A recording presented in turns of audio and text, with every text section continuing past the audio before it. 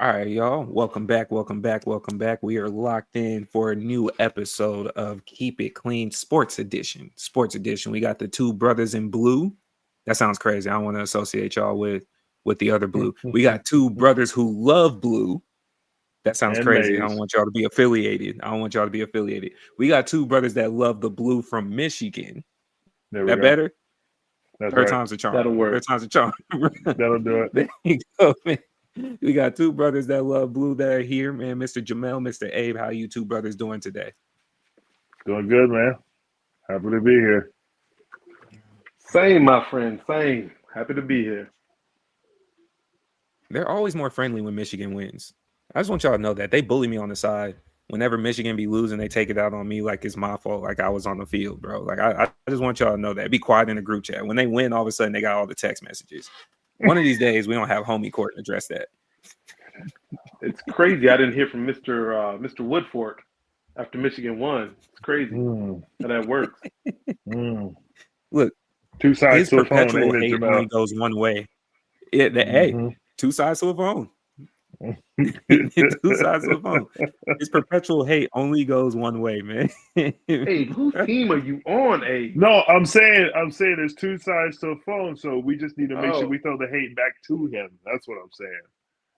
Well, I was taught to respect my elders, That's a fair point. Okay, yeah. but he That's a does fair have to point. drink that prune juice. So for y'all that don't know, there's a bet that I was in the room for, but it wasn't my bet, so it wasn't my issue. This man Jamel and my father made some bet over one of the NBA Finals games. This is OKC and the Pacers, and apparently the loser had to drink. Was it a pint or a 6-pack of prune juice? I just remember the prune juice part, It and was two clearly bottles. We said didn't say this how has much. nothing to do with me. We didn't say how much was in the bottle. We just said 2 bottles of prune juice. What? Which is insane. Yeah, right. So That's crazy. Then like an alcohol one, like prune juice. Prune juice. So the bet was, I can't remember if you took Indiana winning or OKC winning. It was whoever won, and then the other one, I guess if the team lost, you had to drink the prune juice. I don't remember the specifics. It wasn't a series. It was just for a game. And then For the whoever game, I picked did lose. Yeah, they did lose. And then Mr. Woodfork said double or nothing. I was like, yeah, I'll take that bet. But I won the second time. And I think because he's my elder, his memory's kind of bad. And of course, they gonna ask me like, well, what was said? And I was like, bro, I genuinely don't remember, because once y'all say prune juice, I was out. I was out, man. I ain't in it. That's what you should do, man. I'm gonna tell Pops, hey man, Jamel's on the pod with me. You already know this. You should have to drink the prune juice on the pod and see if you can finish the pod. That's what I'm gonna tell him. I'm gonna lobby that to Pops. Jamel should have to drink. One of y'all should have to drink the prune juice. He gonna be able to make it through the episode. He'll have to run off. What you mean? A 6-pack? Brother Ray, 12-pack? I've already drank 1 bottle. Why do I have to drink another one? I don't understand. Having the prune juice guts on the hot mic is crazy too. Yeah. Just seeing the camera just roll and him take off, like gotta be Ooh, yuck. All right. Well, we gonna dive straight into it. It's baseball season finale. World Series is here. So in this week's moment of if it was you, you got to defend him from the social media backlash. That's what we doing.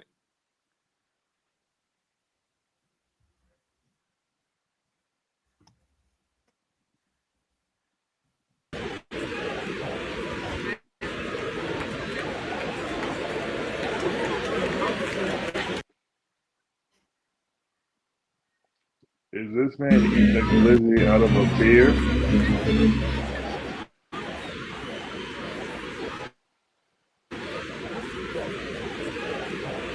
The glizzy made it a straw for the beer. Take me out to the ball game. Did he take me out to the ball out of a hot dog? What is that? Out of a hot dog.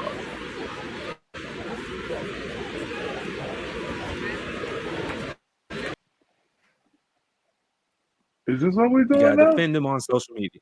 You gotta He defend made him a on social straw. media, man. Baseball games. He made a Take straw me out of out a to the hot dog. ball game. Take me out to the crowd. You, his attorney on social media, they slandering him.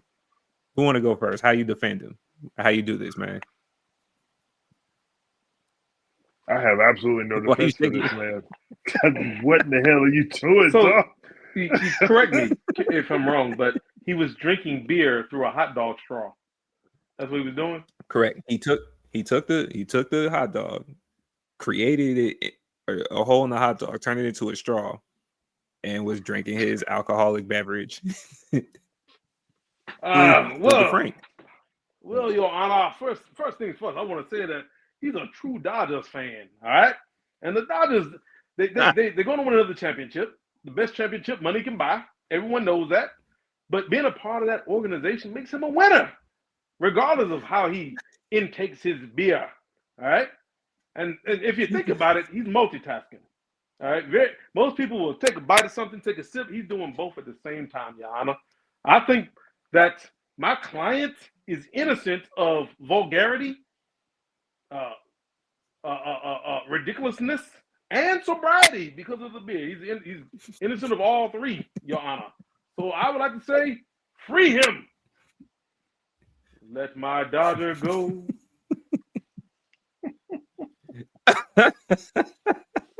Closing statement. First and foremost, how much credit do we give for creativity, folks? Dude, you got to give him He's at least saving the world. 8. You know, He's we've saving the tried to make world. No straws. plastics being used. We've tried to make straws out of everything to not use plastic. So we make straws out of paper. We make straws out of metal.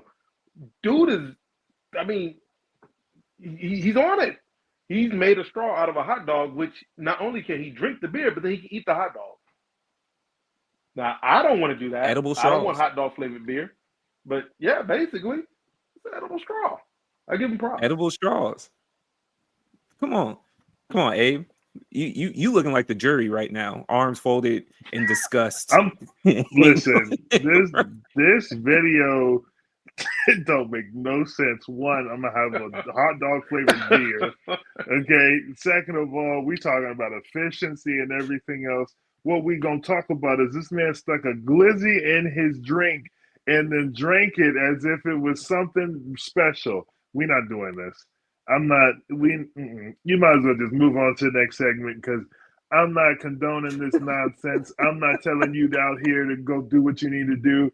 You get a straw or you just drink it from the cup. Next. The craziest part about it is the idea of drinking beer with a straw in general is usually frowned upon. In general. At what risk are we doing a hot dog instead of a? No, I'm sorry. No, sir. No. And that was the attorney saying you're guilty, but he's taking your money I'm not anyway. taking your case. I'm not taking your case, but I'll cash the check. I really appreciate it. But we're not doing this. Jamel and I will try to fight for you. Abe saying he's sending you to jail. He can't even be on the jury selection. He called you guilty from jump. No, Oh Judge, my God. he's pleading guilty, Judge. Yeah, we're not doing this. Yeah, we're not saying not guilty and fighting and wasting everybody's time. He's guilty. He's going. Yeah. Mm-hmm. Oh man. All right. We'll go straight into it. Hot takes in sports or hot info in sports. FS1 or F1. I'm so sorry. F1. Brother Abe. Rock out. So just as a quick update to my Formula One fans, as you know, this season has been getting mighty spicy. So Constructors Championship, Team Championship for people who aren't familiar with Formula One. The Team Championship is already sewn up. It's done. It's for McLaren. McLaren has been absolutely killing it this year. They're doing exactly what they're supposed to do for the top 2 drivers of the season. However, our lovely man Max Verstappen is climbing up the charts for the Drivers' Championship, which is basically the MVP. He has been a lone third for quite some time. And the last couple of races that have happened, we've had crashes, we've had team mishaps on the team order when they pit. It has been a bad situation for McLaren in a bunch of the situations.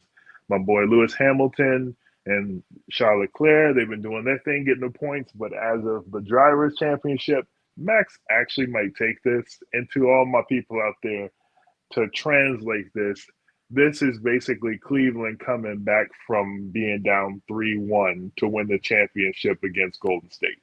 If this man, Max Verstappen, becomes the champion this year, based on the whole season has gone, because McLaren already won technically, that's like the Warriors going 73-9. These boys let Max Verstappen win. He's going to be in a very serious GOAT conversation, if not already in there. When is the finals for it? Like when's the next couple events that's going to determine all of this? So there are only a few races left. So there is going to be 5, let me see, 1, 2, 3, 4, 5 races left. So it's 5 opportunities for this to go down in. Max Verstappen is within 30 some odd points of the top number 1, and he's number 3 right now in between Lando Norris. If he gets the points like he's been getting, which is first place in every race, which is 25 points, if he continues this on, he's literally going to be the number 1, and he's going to win the entire thing. He has came from behind, and it's unprecedented what he's doing right now. Okay. Do you pull up to the race? Because I mean? might need you live on the ground as our keep it clean in person reporter. Listen, in right? Abu Interviewing Dhabi, the crowd, yeah, I'll be interviewing the there. race. Yeah. I'll be in Abu Dhabi. Hey, you know what I'm saying? Go out there. You know what I'm saying? T-shirts coming soon. We get you a badge. You could be our media guy for F1, bro. You right there. You right there. Man, I would Look, love man, that. I know you want to race secretly. I know that. Yeah. We gonna get video footage of Abe sneaking in one of the cars. Knees gonna be over top of the halo, but that's what it is, Oh man. Okay. Man, that's what's up though. Send us the link, man. I'll actually put that in the description so we can start seeing if we can get an F1 group chat going with that. Man, I would love it. Other hot news in sports, man. Other hot news, historic ruling from the NCAA. We got 2 former professionals, 2 former G Leaguers, now with the ability to go back and play in college, which is unprecedented. It used to be when you made you some money, you couldn't go back. We have 2 with Thierry Darlin, as well as what was my brother's name? Who was the other gentleman? Thierry Darlin, and then there was the London Johnson. There you go. Yeah, London Johnson. How y'all feel about this? Is this needed? Is it acceptable? Does it change up everything? What's y'all's thoughts? Jamel had a good point. Go ahead. Now you didn't make the NBA. Yeah, pros coming back. So the G League is basically minor league. It can be considered pros, but it's basically minor league for the NBA. And before it was different because you brought up a good point. Before, college didn't pay you. So you can make a little bit of change in the G League until you made big bucks in the NBA. But now college pays you. And some of these college players are going to make more than these cats in the G League. And just looking it up, he still has his NCAA eligibility. He's still considered an amateur. Even in the G League, he's considered an amateur. And there's one other point I meant to make, and I cannot think of it because I'm getting old. That's why I'm bald. But when it comes to me, I will say it. When it comes to me, try to brush his imaginary hair. He still hits that. I'm sorry, that was unnecessary. Also. That's on me. I mean, that's on me. You didn't deserve that. when you think it's raining, every time you get hit with water and you think it's raining, it's me with the holy water. I got you. Because I know what you need. All that evil built up inside you. What's wrong with you, sir? But, I mean, as long as the NCAA is okay with it, like I said, you make money in the G League, you probably make more in college. Is he going back for an education? Maybe. but it's a Mhm. good chance he's just going back to get the NIL money. So I don't see a problem with it. I don't. And besides, we let old heads go play ball. Oh, I'm in college. I'm 38, but I want to play ball. You can still play ball, even if you're an older person. So I mean, let them play ball. Let them earn a living and get an education. And to your point, the max G League salary, I believe, ranges from I think it's around $578,000. I believe that's the max that you can make. Mm-hmm. Some of these college players are making millions. Mm-hmm. And while I can understand that it might mess up the game, because I'm sure if we would have seen it before, there's a lot of players that we saw in NBA history that bypassed college and went to play overseas and then came back to play in the league after they made the rule that high schoolers can't go straight to the pros. Now that the NIL has opened the door, what does that mean for the G League? Like, is it beneficial for the NCAA and is it beneficial for the G League? I know they approved it, but if you can go here and make money, which was the whole purpose of some players going straight to the G League, because remember that just happened. What was it, 5, 6 years ago, where they offered that and you can bypass college by playing a The year or Ignite two team. in the G League and Mhm. then go to the league. There you go. Right. All right. So is it Cooper cooked for the Flag, G League if that's the case? Uh, possibly. Cooper Flag spent 1 year in college. He made $28 million. so I will say this to your point though too. So the Ignite team was made so that way they could pick some of the top prospects that were supposed to go to college, but then they could take them, train them for a year, have them play against grown men, and then they went into the league and still got drafted. That's like Jonathan Kaminga and some of these other guys that have went through that program to where it has been successful.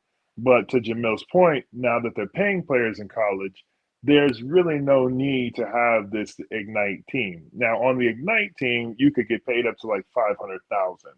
So it was a big difference between like a normal G League player who's somebody just coming off the streets and saying, "Hey, I want to come play ball," or someone who just had like a rougher path trying to get there, to someone who's being handpicked by the league to be into this program. So with them making 500,000 on that team, it makes sense sometimes. But most of the time now, like what Jamel just pointed out, you can go to college for a year, make 20, $30 million, and then be out if you're that guy. If not, you can still go make a bag and be in college.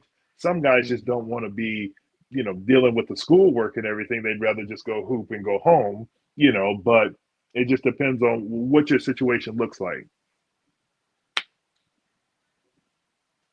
So the G League will essentially just come back to those that are pending a 2-way or 10-day contract. Like That, Jamel's point, the minor yeah, leagues, you were drafted, yeah.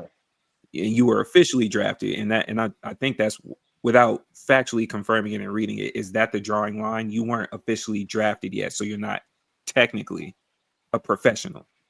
Yeah, it gives you a chance to tighten up your game, and that's all the minor league is for. Like you're on the cusp, you're trying to figure out you can tighten up your game to be in the big leagues, and then if you can, great. If you can't, there's still a home for you.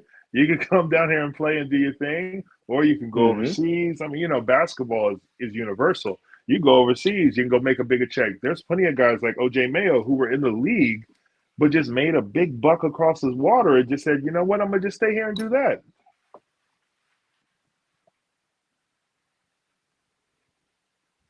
What does that mean if you're coming out of high school? Does it still entice you to go to Ignite? Like, say if you're not the top 20. I'll just toss it out for 20. You're not the top 20 coming out of high school as the blue chips. You're everywhere below that. Do you still get enticed to go to somewhere like the Ignite? Maybe. I guess it depends on well, what's your priority. If it's money, you'll take a look at what can I make in the G League and what can Right. I make in college. If Right. money is your priority, if it's an education, you're definitely going to lean college. But Mm-hmm. like you said, some people don't want college. They don't want to deal with the school. They don't want to deal with the schedule. They just want to play ball and make a little bit of Yeah. money. Yeah. So I guess it just depends on what you want to get out of it. Yeah, that's why I said maybe, there's exactly what I mean by that. He said it exactly right. Like, what do you care about? What do you want to do? Also, what money do you have in front of you? Do you have a Mm-hmm. better chance at an NIL deal, or do you have a better chance of just taking this guaranteed 500K? Like, you can still get endorsements being in the G League Ignite. Like there's nothing stopping you from doing that because kids in high school are getting NIL deals.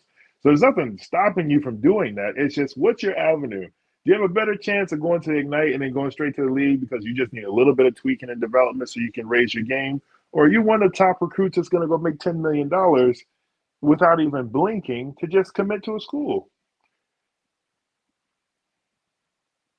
Is it a sign for them for the fact that you went to the quote unquote G League and then transitioned back to college? Is it looked at as a downgrade or a You backstep? can look at it that way. You can look at you peaked too early, or maybe you thought that you were at a higher level than you should have been, or whatever. But I mean, to Jamel's point, if they're able to do that in baseball, where they can just pick up from the minors all the time, this is the same situation. We're just not used to it.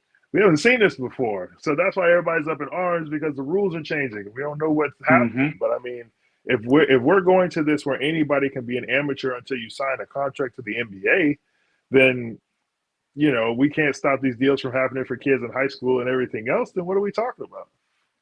It's open season. Fair. That's touche. Fair. All right. Well, last piece in Hot in Sports.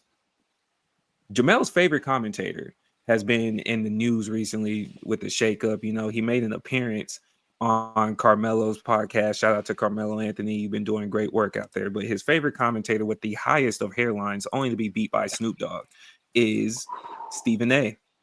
Stephen A's popping out, making some appearances and talking about both of y'all's favorite basketball player, LeBron James. What's y'all's thoughts, man?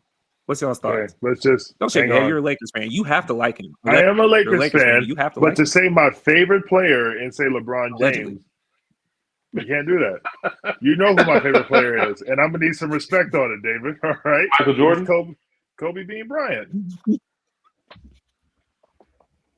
Oh, Jordan Jr. Look at that disappointment. Jordan Light. Listen, you call him whatever you want, but that's my favorite player. No. I mean, I'm still correct. He modeled his entire game off of Michael Jordan. If Jordan if he had a real kid, it would have been Kobe. It wouldn't have been them other two. So you remember when you seen like an old school Mercedes, but then you see the new one and it's got the better tech. It drives better. It's got everything that you need. It'll see all the angles that you missed in that old beat up car. Yeah, that's Kobe to your mic.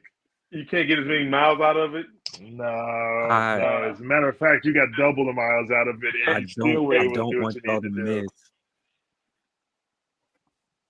I don't want y'all to miss how subtly that Abe just flexed on y'all with the Mercedes reference. That boy said, when you got the big M's, when you got the big Benz, and you could just drive like that. Yeah, no. You could just dust your shoulders off with the new keys, bro. No, this was only for the context of Kobe and MJ. No. You seen that, right? No.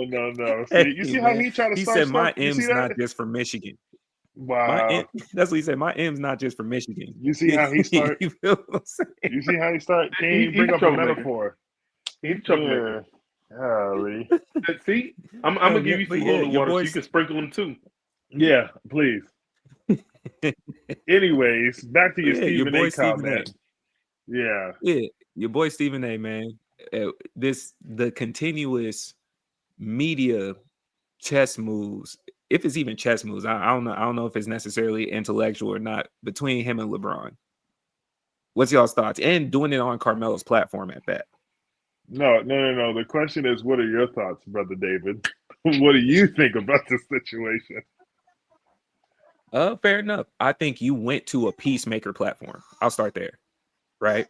I think you went to a peacemaker platform and hold on.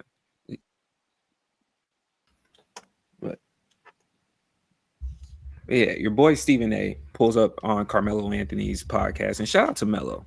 Melo's been peacemaker for a long period of time. So I want to go ahead, and for those that are saying it's messed up that Melo is allowing Stephen A to be on that couch and you're supposed to be LeBron's bro, Melo has tried to play peacemaker for a lot of issues that's been going on that couch. Ali Sadiq and Cat Williams, to reference one.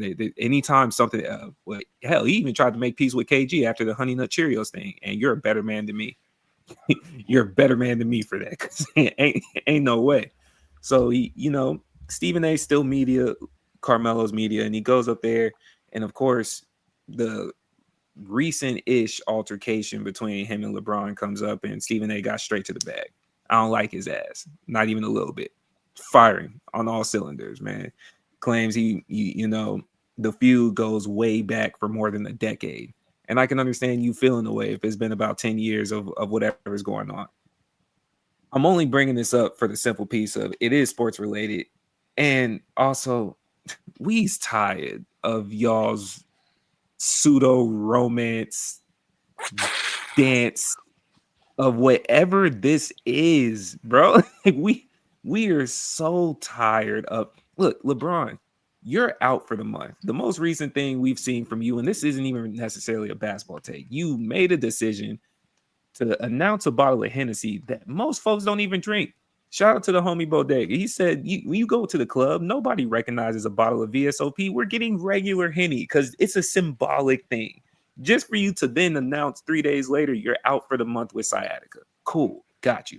Stephen A., I get it. Y'all are going back and forth. I do think part of me feels like this is a rollout. Can y'all both just stop? That's all I really got on it. Can y'all both just stop? Now, on the college football, who want to go first? What's the game of the week? What y'all got? Well, I'll go first, Jamel. I'll just say that the game of the week for me was obviously the University of Michigan. Handling business with Washington. We definitely had some lucky plays that kind of pushed us and propelled us to where we needed to be. So I'm not going to act like it was the cleanest game. I'm still going to be a critique of the game. But yeah, it was what it was. I think it was a good win for us as far as making sure the schedule looks right for us on our side. But I think that we saw some pain points that we need to fix. Defensively, we definitely got to defend a little better across a deep ball. That's been one of our pain points that we've had throughout the year. But like I said, seeing some of them interceptions, seeing the offense roll in, that felt good to kind of see in action and know that we're building. It's progress. I told you, all I want to see is progress every week. And right now we're building, and that's all I want to see. I agree. That's exactly what's going on in Michigan. It's a young team with a new young head coach.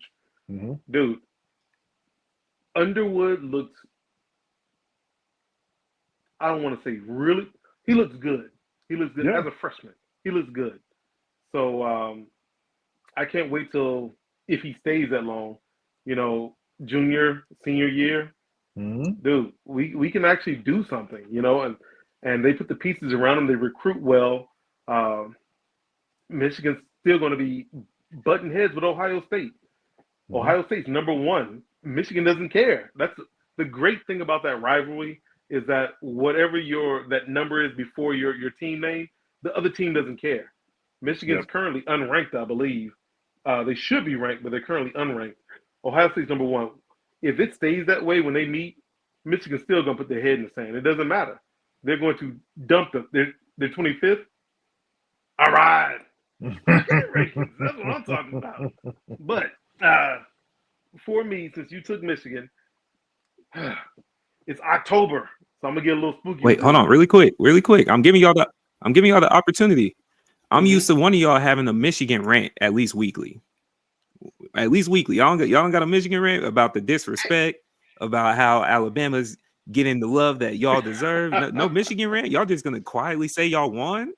I'm disappointed. Coming off of a week where y'all didn't say nothing. This the best y'all got? Boo. Again, we talked about progress, right? That was the rant. The rant was we're looking good. The progress is there. That's what we want to see. That's the rant for this week. Next week you might see a little bit more fire out of me. But this week we're gonna keep it chill, because we didn't exactly fall on our swords whenever they lost against USC. So I'm gonna just keep it cool for this week, and then next week it might be some different energy. But I hear you. Y'all sound like Wolverines that are just happy to be here. I'm disappointed.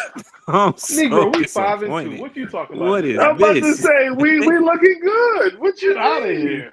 Be- It's not Yeah. like we hitting Yeah, 500. We because 5-2. this entire season, since we no, since we've been doing this podcast, y'all came in here. Y'all have like a minute and a half to 3 minutes of show us some love.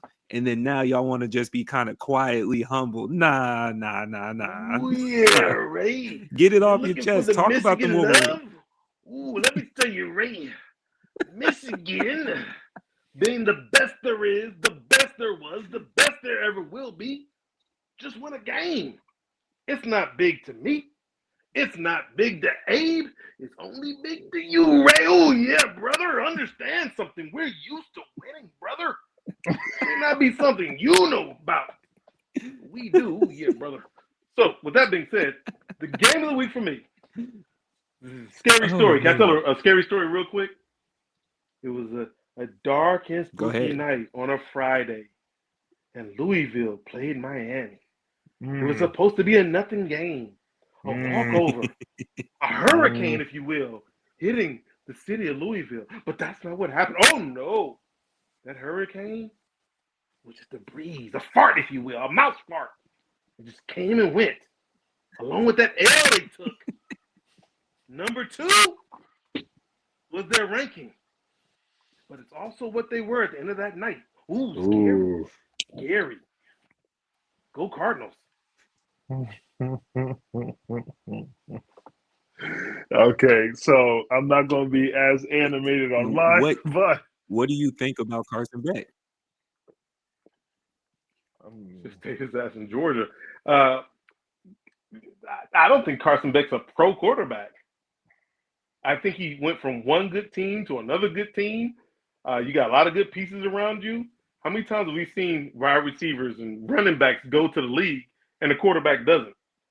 I mean, all those Alabama quarterbacks that have come and gone, they win championships, but it's because of the pieces around them. Maybe that's the same thing with Carson Beck. He's got good pieces around him. he never should have left Georgia. I agree with that. I don't know if he's not NFL, potential. I think he can go play for somebody. I mean, one of these sorry teams could have him, and it wouldn't make too much of a difference. You know what I'm saying? So it's not like he can't go get a check. He's got the size and everything else. So I don't know. I don't want to say he's not NFL potential, but I don't see him being like the guy anywhere. Um, but who knows? Daniel Jones is coming out of the wood doing his thing in Indianapolis because he's got the right situation around him. Maybe that's just what it takes. But my take was Vandy beating LSU. Daniel Jones wouldn't have thrown his team under the bus like that. Again, we're talking about two different individuals, sir. But Vanderbilt beating LSU this week, another one that needs to be talked about heavily because everybody keeps talking about, oh, Vanderbilt ain't for real. They're not that team. I'm just waiting for them to fail. Keep waiting because they keep mowing through these teams the way they're supposed to. The boys are what 10th ranked right now. Like they're not playing around. They don't care that they go to Vanderbilt. They've got the system, the team, and everything else in place. It's going to be a hard fought season for them, but I don't see them not making the top 12 right now. If we're looking at the teams, they look like a top 12 team, and that's scary.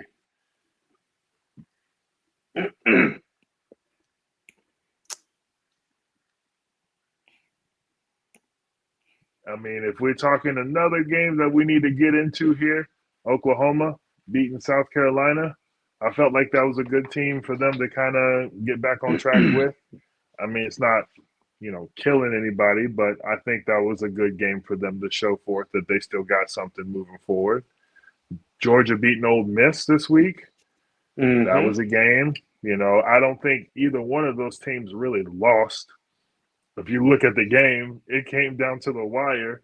This was one of those games that you didn't change the channel when you were watching it. This wasn't, oh, let me go check on this game. you stayed locked in with Georgia and Ole Miss, and it was a good game. I think both of those teams, again, top 12 without question, easy mover as far as that goes. Arizona State being Texas Tech, again, that's another sleeper team. People keep kind of forgetting. I keep telling y'all that wide receiver for Arizona State, that boy is serious.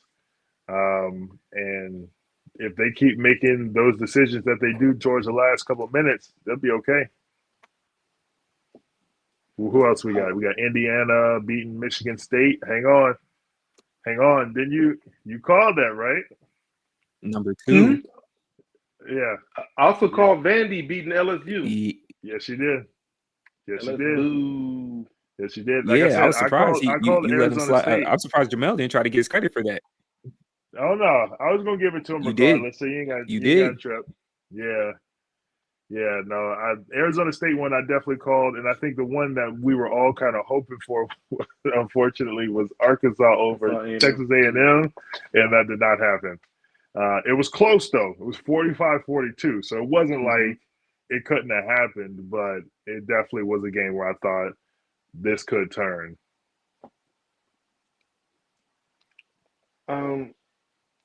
Abe covered pretty much everything, man. The one thing I'd like to point out real quick, if you look at the top 10, and you can correct me if I'm wrong, but this really shows the Big 10 and the SEC, their teams are the cream of the crop. All of the top 10 teams are either from the Big 10 or the SEC. No one cares about those other conferences. Maybe if Dabo Sweeney would dabble into the NIL, he might bring in some good players and get the ACC up there. But for right now, it's just Big 10, SEC. That's it. I mean, and how we usually kind of go through this is just going through the poll, top 25 real quick. We've got Ohio State, which I hate even saying that name, put that down. Indiana, Texas A&M, Alabama, Georgia, Oregon is 6th, Georgia Tech is 7th, Ole Miss is 8th, Miami 9th, Vanderbilt 10th. Real quick question, you got any problem with any of these teams in the top 10?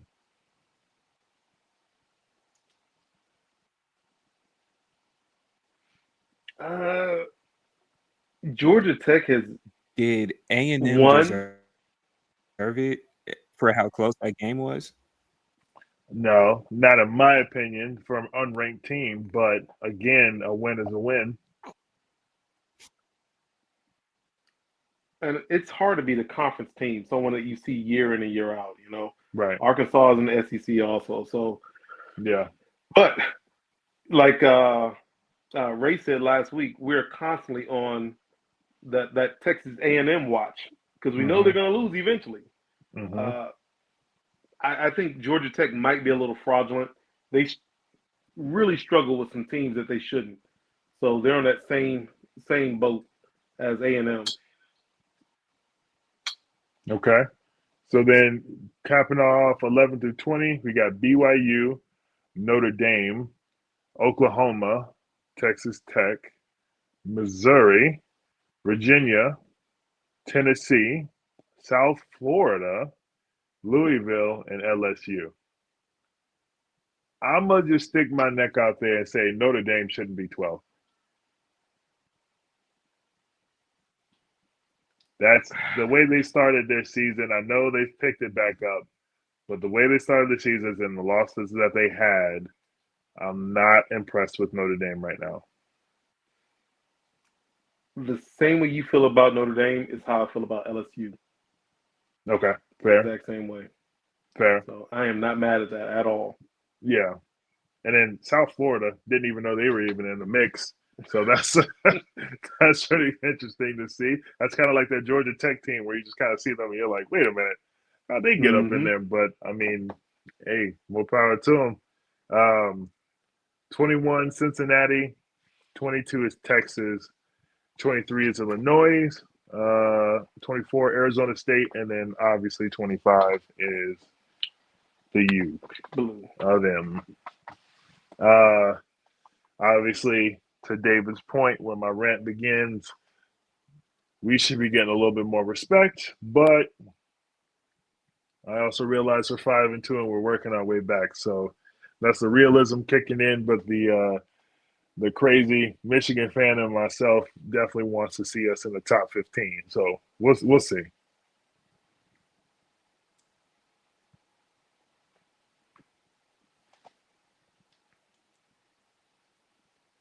Thoughts, comments, anything about the Man, 21 through okay. 25?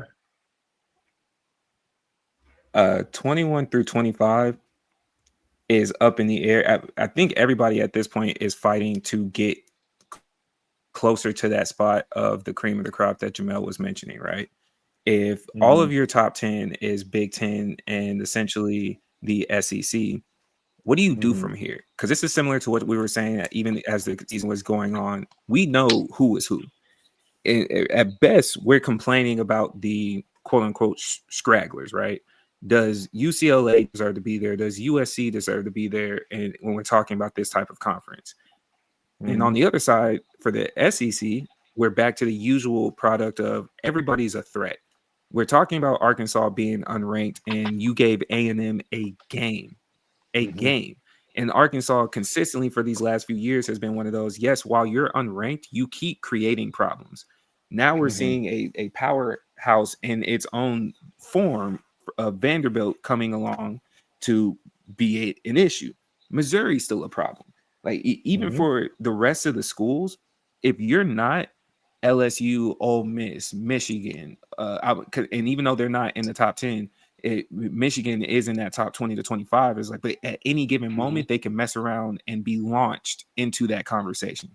At any Mm-hmm. given moment, another SEC team could be launched into that conversation, especially as we get further into conference play. So if you're not one of those teams and you're outside of that 12, bro, you can't take a loss like Miami. If you're Georgia Tech, No. you have to finish the season. You Right. have to finish the season because you'll mess around and by this point next week be in this 20 to 25 conversation that we're having right now. Right. That's a good point. I agree with them. I think it's one of those things where you have the schedule that you have to win out in order to prove that you're doing what you're doing. And then at the end of the season, if you've got 2, 3 losses, you may not be ranked. And it's just strength of schedule. It is what it is. You're Georgia Tech. But like Michigan, if we do what we're supposed to do and win out and we beat Ohio State, I mean, there's no way you don't stick us in the top 10. And that's just real. Mm-hmm. Because I will add one more piece before we transition on. Like one of the hardest things, and as Carson Beck, you should know this because I'm struggling just sliding past how you tried to put that game on the tight end as if you didn't throw what should have been 5 interceptions that they let you get away with. They let you get away with Mm-hmm. one, but you threw 4 picks and you're going to put Mm-hmm. the loss on the tight end. And that's the separation between the SEC and Big 10. And you should know this because that one loss crippled them, right? Yeah. We've seen the SEC and Big 10 take certain losses, and we got a lot of 5-2 teams. A Mm-hmm. lot of 5-2 teams. We got a few undefeated. We got ones that only have one loss, but that 5-2 is right there in these conversations, and you are a slip up away from being here.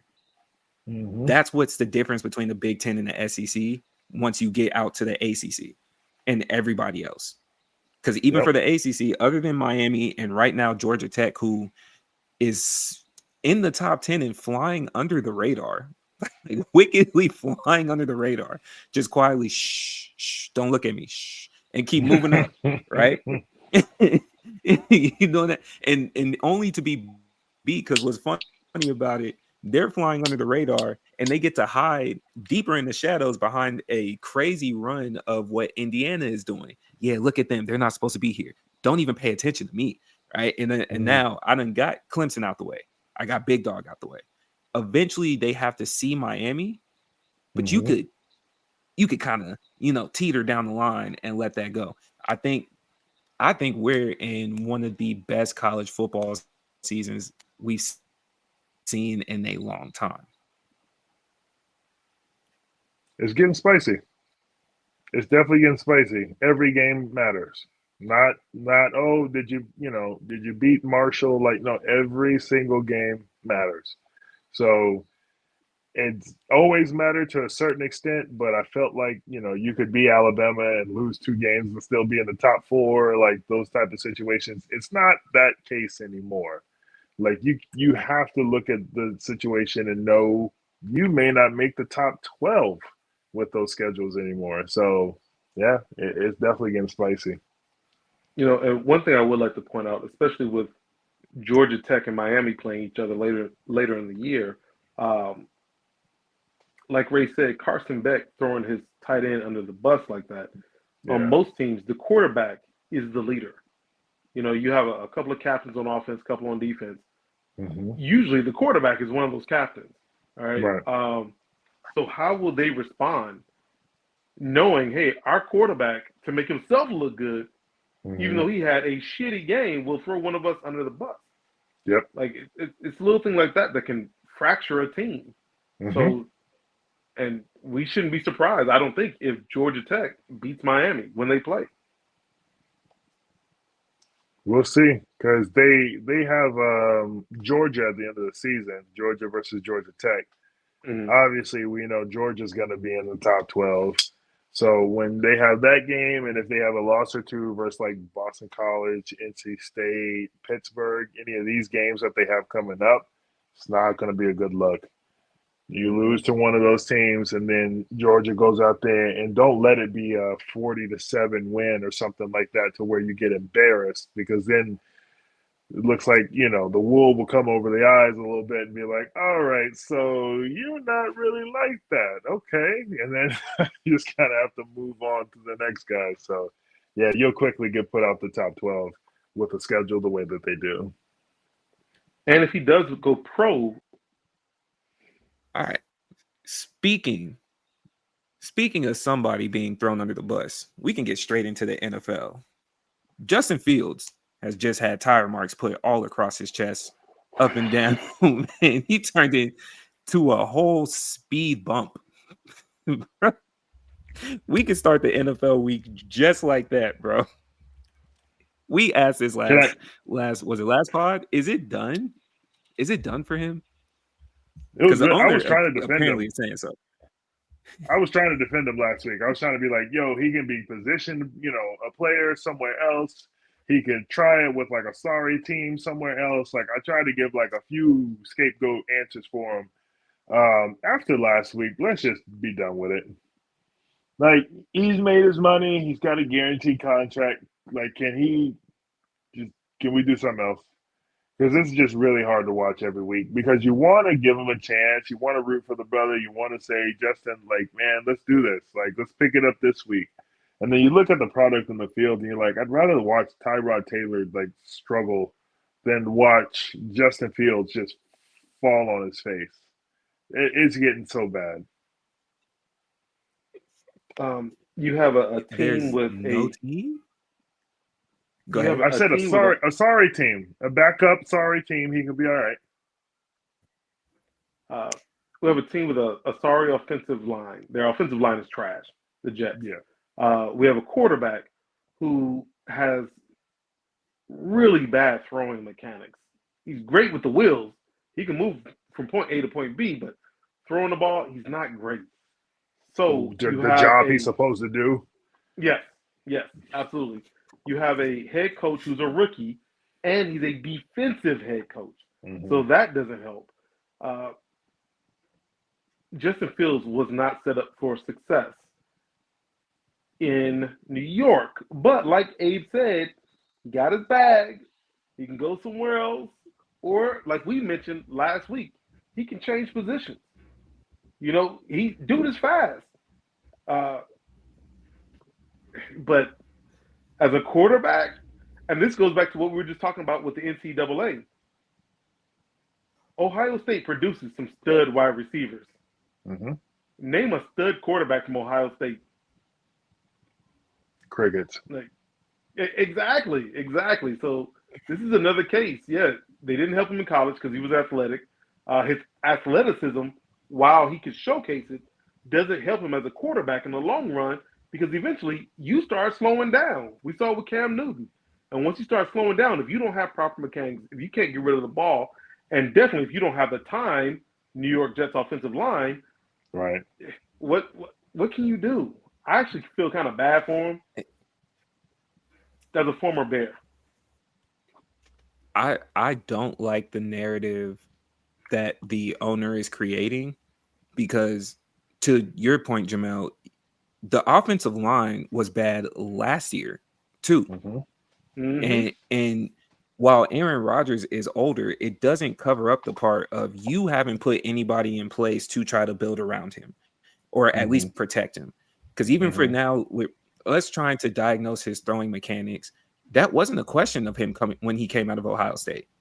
Right? That wasn't an issue. He was clearly slinging it. And that we know college is different from the pros. We're not taking that away. But even in the pros, you clearly need some time to block. You clearly need some time just in general. We said it last week, or I said it last week. He hasn't seen an offensive line in majority of his career other than 6 games with the Steelers. And that should be enough to get you somewhere. So if the line is bad here, Breece Hall hasn't helped. Because you can't be a great running back if there's no line. I can't utilize my receivers if there's no line. That was, to me, just a dick move by Woody. But I'm also not mad at the idea. Look, the stereotype of Ohio State is y'all can't play QB in the league.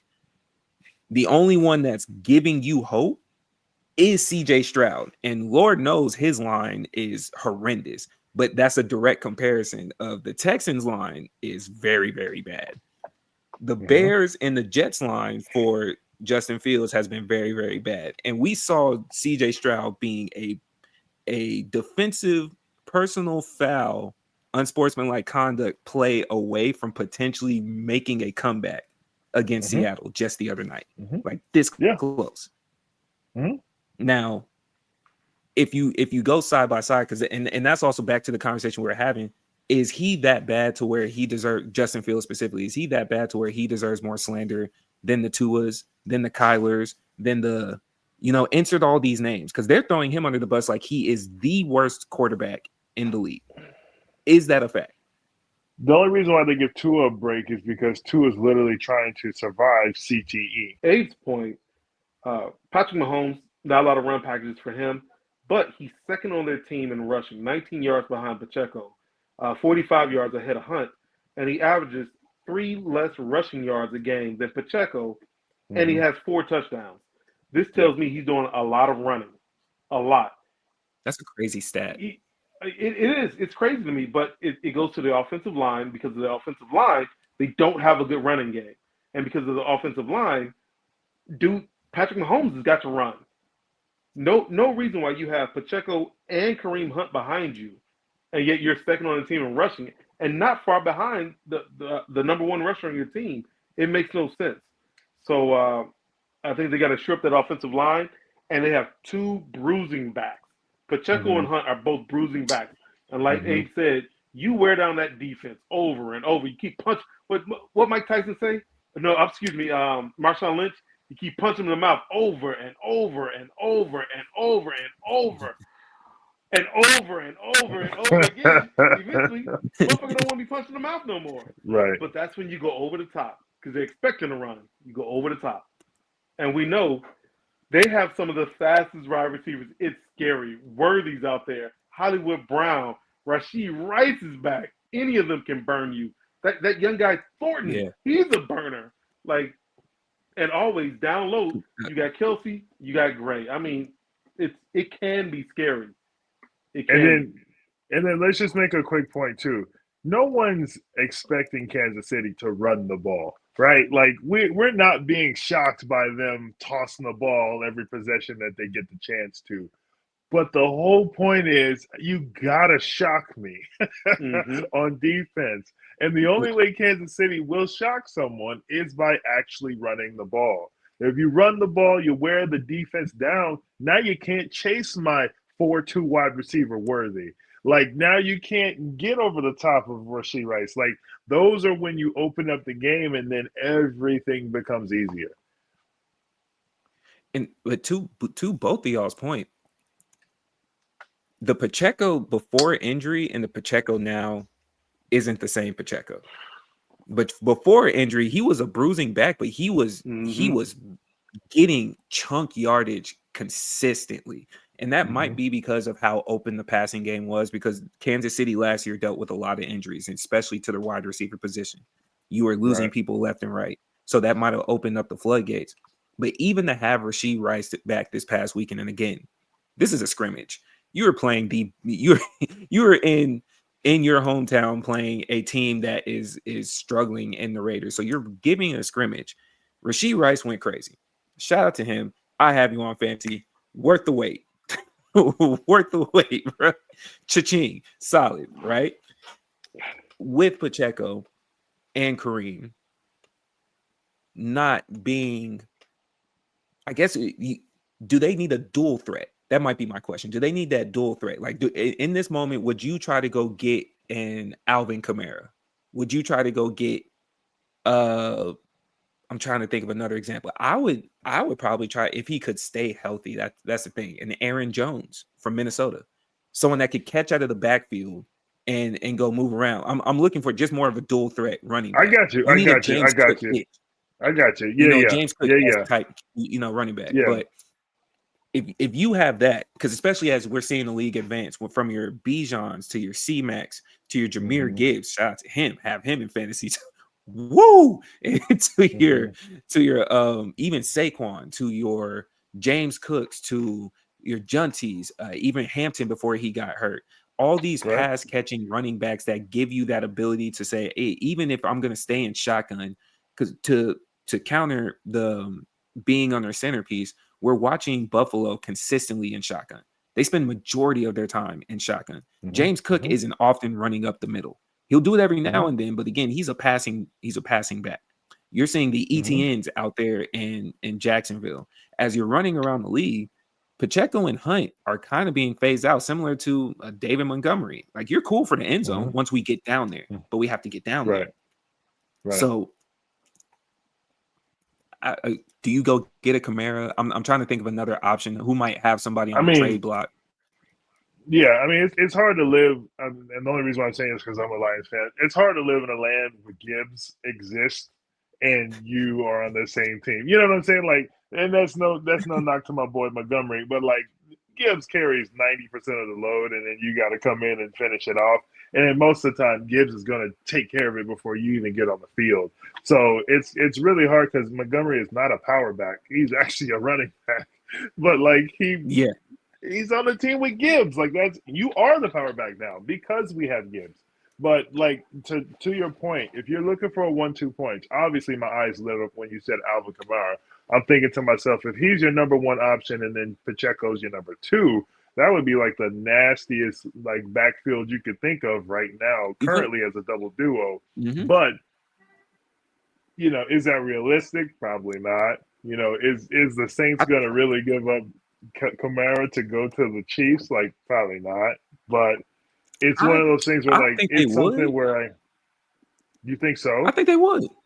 Because you're in the situation, the Saints are willing to rebuild right now. I think they're comfortable with Spencer Rattler. I think they're saying, we'll make you our receiver. For the Saints.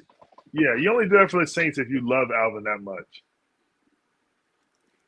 Well, to counter, Alvin said himself he'd rather finish out the season, and that's because of his loyalty. At the same time, it's a business. I hear what you said.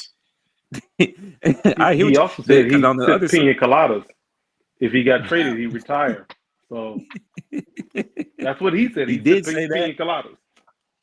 Okay, fair. Now, but even to your the Gibbs and Montgomery point, like, we have numerous examples of the pass catching, not scat back, because respectively, like, some of them are running. You got the pass catching and then power run duo. You got Detroit, you got Atlanta with Algier and Bijan, right? You got the dual headed monsters in Chicago, Seattle, Jacksonville. Like that's kind of the precedent of what we're seeing going forward. So now, unless you have the all utility back of a Bijan, a Gibbs, or a Saquon, you have to have two. There's got to be somebody they could steal somebody from. Somebody. I mean, you could definitely steal Aaron Jones. I don't think that's a hard steal to get from Minnesota, but I just don't think he's the solve to the problem, right? Like, I get you got Pacheco who could be your power back, and the guy who goes up the middle, and then you have Aaron Jones be the guy who catches the ball because he still got some speed, not breakaway speed, but he still has some speed. But I do hear your point, and I do think that you're right. I think that having a running back or the two quick backs in the back are definitely becoming more popular, especially because the old style running back was like depleting to the point where they were looking at the value of a running back as we saw on HBO and live, like everybody else did, where this dude's looking at someone saying Saquon ain't gonna get that money elsewhere. Like it's getting to the point where that's the like word around the league, but we're seeing the success be what it is. Like I brought up Seattle because I was watching a game the other night with Charbonnet and all them, and it's just like they're not supposed to be just walking down the field like this. Like, in either one of them got into the game and they gave you 10 plus yards on the carry. That's scary because you still got Yeah. Sam Darnold who's playing at a high level, right? How we saw him last year. He's coming into his own this year, and then he's got his targets doing what they're doing as well too. It's just like it's getting shaky, but I see your point. I think that having a dual running back is important. I just think with a team like Kansas City, when they have so many weapons, it may not be what they need. Yeah. And two, really quick with your Sam Darnold point. Us at Kick, we can accept when we're wrong. Let me do a cleanup. I want to do a quick cleanup. Jackson Smith and Jigba, you are not a poor man, CeeDee Lamb. You a bad motherfucker, right? I'm gonna give you even more credit and say you might be more in the ilk of a Saint Brown, because I was discrediting you with the CD Lamb piece just because we're in the midst of a debate with Jamel, but the route running of Jackson Smith and Jigba is so crazy. Like Yeah, he's still not really an outside like receiver necessarily. You're gonna right. be on the slot, but it's just the way that he moves and continuously finds the gap in the way that St. Brown does as well. And for them to not have a true number one in the sense of what we know as an X receiver being on the line and him doing what he's doing with Sam Darnold, like, let's be honest, you're making Sam Darnold look good. He's not making you look good. If you don't have Jackson Smith and Jigba, we're looking at Seattle like you gave that boy a bag we know he didn't deserve. Because of course I can go throw. What does Jamel always say? You, me, and you could go throw the ball to Justin Jefferson. we could throw it with our offhands to Right, Jackson Smith. So Sam right. Darnold is in the perfect situation, but I discredited you, Jackson Smith. My bad. That's on me. boy, you did, and they did it too. No, he's still not better than Antonio Brown. Nah, nah, That was going to be my nah, question. nah. And I just answered it for you. No, Respectfully, I disagree. no, Respectfully, I disagree. no. Because we over there watching. Bro, we watch a Texans defense kind of get walked down, and we're seeing even the older Kenneth Walker. And it's tough to say older because you're still such a dual threat. That's if I'm the Chiefs, that's what I go get. I try to go get a Kenneth Walker who's consistently That's shown not I can be bad. a pass catcher out of the backfield That's not and, bad at and all. still make some runs as long as I have blocking. I might try to go get Kenneth Walker. Y'all are cool. Y'all are cool with Charbonnet. Let Mm-hmm. him be the guy. You get some Mm-hmm. picks back. I might try to get Kenneth Walker. But Mm-hmm. what's y'all have any other standout games that you saw? What's the games y'all want to break down? Oh, real quick, Ray, I will tell you one other person. Tank Bigsby. He's sitting on the bench in Ooh, Philadelphia. Saquon is going to start for as long as he wants to. Tank Bigsby is a starting running back sitting on the bench. Just want to throw him why out there. did Show him some love. why did they go get him? Like, what did I you That don't one gain that know. from one didn't getting make any Tank Bigsby? sense. That didn't make any sense really. Just taking the best available player they had at the time is what it really sounded like. Mm-hmm. It sent him to purgatory, and it's tough because you're on a good team. But what did what did you go get him for, especially for what It's, he was getting ready to try to show in Jacksonville? and especially after the Why did you season do that this to me? Saquon had last year, like, what are you coming to follow behind? Like, this is like when you go get a Super Bowl with Pat and then you draft a quarterback. Like, yeah, have fun on that bench, bucko. Like, it's not happening. Like, this dude won the Oh, Super Bowl. He literally had the rushing record last year. Like, what? You're not seeing the field, buddy. Yeah, Mm-hmm. that's. But the game we need bro, to talk about, though. Go ahead. go. No, I was gonna say it's like for Tank, I can only imagine. That's like being told you're going to timeout and you didn't do nothing wrong. Like as a kid, when you remember them times you caught a whooping that you didn't even deserve. Like I didn't do what they said I did. Right. So why am I here? He minding his business.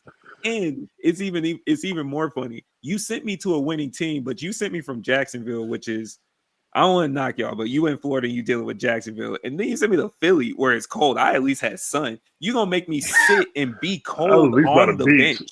Yeah, Yeah, you know what I'm saying. I can be warm as it. You sent me to be cold on the bench, yeah, bro. yeah, Damn. yeah. That's purgatory for sure. Nah, the game I wanted to bring up though, y'all forgive me, but Daddy Flacco came into town and said, "Oh, y'all done forgot that I know how to beat y'all." They gave up a whole future fifth round pick just to make sure I came up in here to tear that ass up one more time. Like, ain't no way in the world we supposed to be sitting here watching Flacco run the clock down, get a team back into position right after watching you score and go. I was laughing. I was rolling.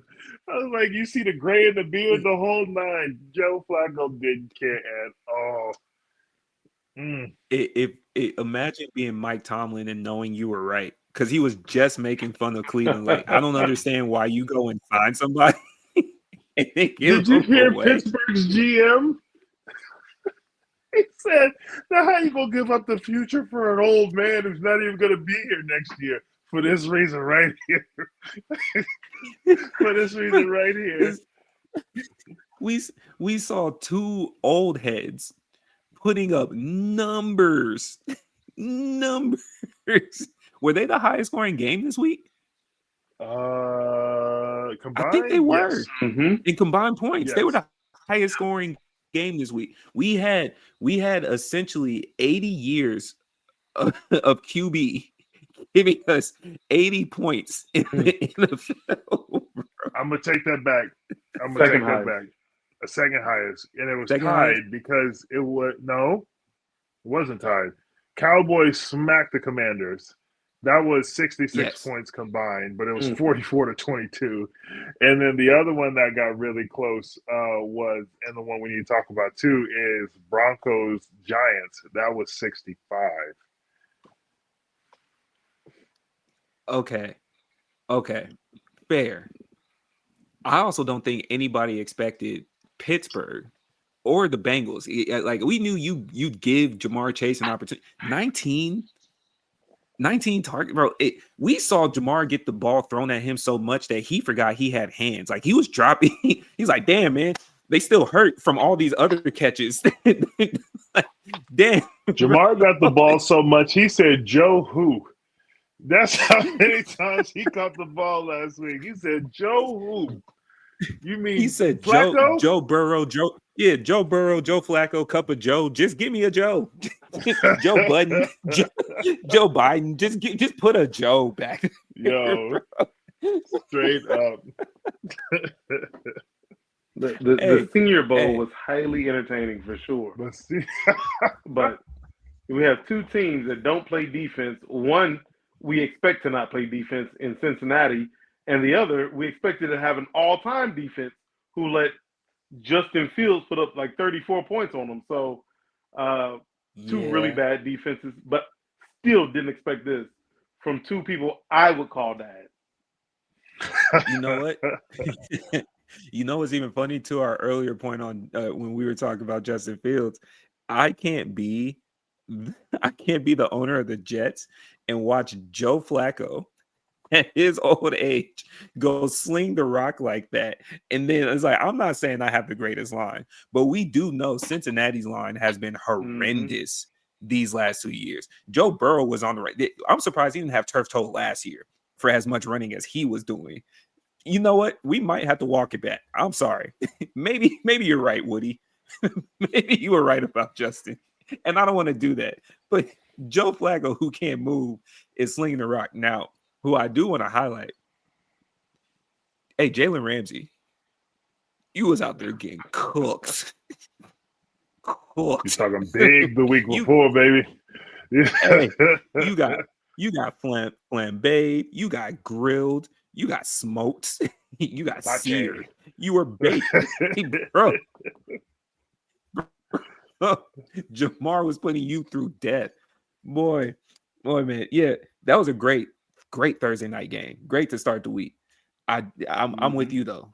This comeback season of the Broncos, this has to be stopped. You called it though. You said this is a team that you can see in the Super Bowl, and them boys went out there and scored 30 some odd points in one quarter. You know, like they were down 19-0, and then they came back and did all that. Like what? 2 weeks in a row. Yes. When Jackson Dart came off the field screaming, talking about, we won, we did that. And then the boy went down the field and a couple throws, kicked the field goal, and the game was over. I'm on the TV like what's happening?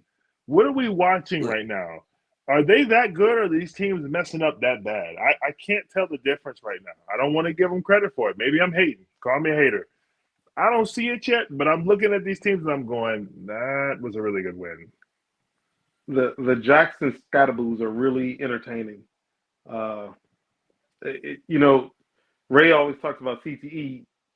With those two, they are team CTE because that's all they do is Scataboo is straightforward. That's all he knows. One way, one speed. And he does that with his quarterback. Both of them headbutting. I'm like, all right.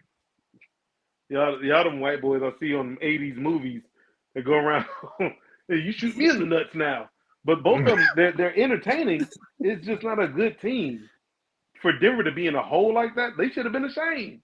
They're in a hole. I mean, you got Sean Payton on one side and Dayball, who I'm confused. Is he a good coach? Is he not? I don't even know anymore. But you got him on the other side. Denver should, with their defense especially, they should have blown them out. They shouldn't have had to do a comeback. And it was in Denver, I believe. So that makes it even worse. It highly entertaining, and it wasn't just the fourth quarter. It was the last 6 minutes of the fourth quarter. That's when everything happened. Yeah. So very entertaining. But man, Denver, to I your 80s don't reference, think they're going to the Super Bowl. Well, to your 80s reference, that Brian Bosworth lookalike in the QB of Bo Nix over there, right? that lookalike over there is he like the newer Baker, where you're just a gamer, you're just out here just flat out gaming, like you can sling the rock, you can move around, you got the gumption, you know, that's the great word that they use for white QBs. You got gumption. Yeah. You know, he reminds me of Baker, just kind of like 2.0. You're a little bit more of an evolved version. You're more mobile than Baker is. You're a tough QB. You know, and Jackson Dart is trying to be you. And we also have to talk about how come they don't get penalties for leading with their helmet as many times as they've headbutted people. Should that not go both ways? They're gonna catch it after this year. They're gonna catch it after this year. Hey, bro, Scataboo is dead running into people like this. Like straight crown every single time. Okay. My game was Justin Herbert tried to make a comeback. And we do got to talk about these Colts, man. I know y'all don't believe in them, but yes, I do. Yes, I do. I do now. Yes, I do. Because Jamel last week was like, I don't know. You know, he was, hey, man, these Colts. I think Jamel was Are they just a leaning problem? on the point that we got to worry about Daniel Jones carrying this throughout the entirety of the season. But if we are being completely frank about the situation and we're looking at the facts, which are what we love to take a look at, the facts are the Indianapolis Colts are for real. Like dead Jonathan serious. Taylor, he's having an MVP type season. He just had 3 Scary. more touchdowns. Scary. 3. When he was doing his 3. little going into the end zone because he was dancing, I was like, yeah, he did that twice. I said, oh no, they're not even playing football. 3. They playing whatever they want to do right now. They just having fun. Like I'm telling you, I was laughing on the second touchdown because once again, he was so open to getting into the end zone. He was able to still do his little touchdown On the celebration as he's way crossing the in, line. on the way Crazy. in, as Crazy. someone that has Daniel Jones as a QB in fantasy football, it's so hard to argue with him in these numbers, bro. Numbers are ridiculous, bro. He was a freebie on the waiver wire, a freebie. And he has been consistent. Mind you, I only had Daniel Jones because the Bengals are trying to ruin Joe Burrow's life. Because that's who I drafted. And unfortunately, that turf toe week 1 put me in pain. We weren't even considering Daniel Jones as a backup. I was looking at Dak Prescott and said, damn, this may not be a good look. And went and got Daniel off the waivers as well.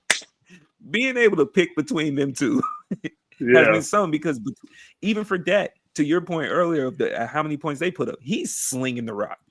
I'm never going to give you credit, Dak. I just want you to know I appreciate you while you're on my team. Anything outside of that, no. I'm so sorry, bro. No. You're a perpetual loser. I'm gonna start sounding like Stephen A. You are a perpetual loser in Dallas, bro. As long as you have on the star, I can't do it. You know, it's not even the star. It's not even that. It's just you as a QB are in a situation where you can't get over that hump. We see you every time. And you've had a star next to you for the longest period of time. So now you have CD and George Pickens. You give a lot of other QBs those two receivers. They be putting up numbers too. And George is. Unless you're Jalen Hurts. unless you're Jalen Hurts with an upset AJ Brown. But no, back to Daniel Jones. Man, look, even their defense is getting stops. Yeah. Turnovers. Punching you in the mouth. And I love the Chargers because I feel like the Chargers are they are right there. That's a team that's going to be very scary soon. You see my fantasy team. I have I got most of the Chargers. They just need a stroke of luck. They just need a stroke of luck. They're right there. Yeah. In the other league that I'm playing in, Keenan Allen went stupid. I have Justin Herbert on my bench, and I only have him on the bench because I have Jalen Hurts starting, right? But stupid. Wait, McConkey, Quentin Johnson's getting touchdowns. Their tight end was going nuts. Their tight end was going nuts. They got the offense. I think Hampton being hurt kind of threw him off a little bit, but you still have Vidal who also got hurt. Like you're right there, and the Colts just kind of slapped you up. Kind of slapped you up. Are they a dark horse team? Are we willing to give them that credit? Are you a dark horse team? I know it's the regular season, but we about midway through. We're approaching that round. Can you consider them a top, we'll say 5 AFC teams right now? Can I call them a wild card? Can I call them a wild card team? I don't want to do it. I don't want to do it. I want to call them a wild card team because I think they have the potential. Luck has just not been on their side, plus injuries. So if we're looking at that being realistic, down the line, that's going to hurt them. So right now, I still want to call them a wild card team. But like I said, a stroke of luck is all they really need. And if they can get that, I think they can be a dark horse team. But I don't want to get that to them yet. We're saying wild card. I said 5 specifically, but are we saying do they not win that division? I think there's a chance they fall. 2? I mean, Tennessee? Jacksonville? I mean, quiet as kept is Jacksonville. Ew. I'm gonna let you go, but ew. I'm just saying, I don't like it either. I don't like it either. But if we're talking about the games that are happening, I mean, Jacksonville's a serious team if they get the right stroke of luck as well. So we started this NFL season with me blatantly being open about the direct comparison between Trevor Lawrence and Daniel Jones and the slander that was that your Trevor, second quarterback you had to give your love to. you know, and it's one of those where I was saying from jump, how is Daniel getting slandered, but Trevor isn't? And even with this past weekend, it's like Trevor put up numbers, but y'all were down by forever. Mm-hmm. There's no reason Travis Hunter should be getting his first NFL touchdown just this week. Now, that also is with the usage of how they're going about it, but you have a generational talent of what it seems. We haven't seen this since Deion Sanders, someone that's playing both ways, and he's doing pretty decent on both sides of the ball. I don't know what's happening with Brian Thomas Jr., but in watching some of the Jacksonville games, you're looking at Trevor like, who are you throwing to? There wasn't an offensive or defensive player in that area. Like, who are you throwing to? You got them taking down the Colts. Ooh. I would have spotted you if you said Houston. I'm sorry. Houston's I'm just sorry. a couple blocks away. We were talking about the Chargers. We're not talking about the Colts, right? No, I was talking about the Colts. I was asking about the Colts. Do you see We were in them? the conversation about hang on. We were in the conversation about the Chargers. I was talking about the Chargers. I don't see no, because I anybody swung beating it the back to the Colts right Colts. now. Okay, I'm Yeah, sorry. I that's missed what I that. was saying. I I'm was saying, not talking. No. so do you see them? No. Do you see the No. Colts as a top 5 AFC team? Is the question. Yes. Yes. Give me your other 4. AFC? Yeah.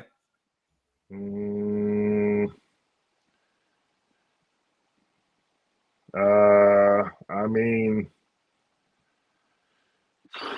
Baltimore's out right now. Cincy's out right now. Cleveland. Okay, so Denver, Indy, You got to say the Kansas Chiefs. City, yeah, of course. Which is crazy because they don't even have the best record. New England as a top 5 AFC? New England. Really? Okay. We'll come back to that. And then Pitt. Yeah. Pittsburgh only because of division. You're going to win that division. Fair. Everybody else is crippled right now. You got the old man out there throwing the football, but everybody else is crippled. So I'd rather take my chances on the old man. New England is interesting, especially in that division. So you're not going to give Buffalo over New England? Oh, I missed Buffalo. I'm sorry. Yeah, so Buffalo would be the other team. So you could probably push out. You could probably push out either New England or Pittsburgh, but Buffalo's in there. If you want to do recency bias, we can push out New England, but I think New England's going to be the squeaky team that gets in. So if out of that top 5, where would you place Indianapolis? They might be 1 right now. Ooh, hot take. Market. What is it? 123. There we go. Market. Yeah. Number 1. They might be Do you one have right them? now. Okay. Let's continue on with the potential reaching. Are they number 1 in the league right now? No. Okay. Well, all right, that's fair. I'm not mad at it because the NFC do got a couple monsters. So if you have them number 1 in the AFC, what are our current 5 in the NFC? We've been doing weekly updates. What are our current 5 in the NFC? Okay, so I'm pulling up the teams and now. Before you answer that, I will add this. I will change my position on what I was seeing in Tampa, the way that they got punched in the mouth. Like I saw Mike Evans going down. Like, come on, hurt. man. That hurt. Yeah, Prayers to you, man. Yeah. That hurt. Yeah. hurt, man. Like, bro, that was tough. But even Yeah. without Mike Evans, because Mike Evans had been injured this season as well, and we've seen Baker be able to move the ball around from Igbuka to you got Godwin back, you got K Dot, and you were able to do that. But I watched Baker. Maybe it was just an off game, and I don't want to jump out the window on him, but I was watching Baker miss throw after throw. And not only were the lines on his helmet, but even for the time that he had time, you were just missing easy throws. That little flick that you get to be, it looks spicy when it's connecting. Now it looks cute, and you're just missing when it's not there, or you're just overthrowing it. Right. And I saw blood. Like I saw a broken nose and blood in his mouth, and that is the Detroit Lion defense. But I saw where you looked beatable. If I'm going to see Tampa Bay and we're rounding the playoffs, I'm going to that game. Right. That game right there. So in that 5, I'll spot you Detroit. I will spot you Philly. I'm looking at the teams now so I can help you out. Detroit, Philly, San running Fran. through in my mind. I don't believe in them like that. I'm not going to lie to you, man. I don't. Okay. I don't. Seattle. Because we do this every year. And remember, San Fran and that whole division, we're going to see how that plays out. Because I don't have San Fran better than LA. Okay, that's fair. So you can put LA in there.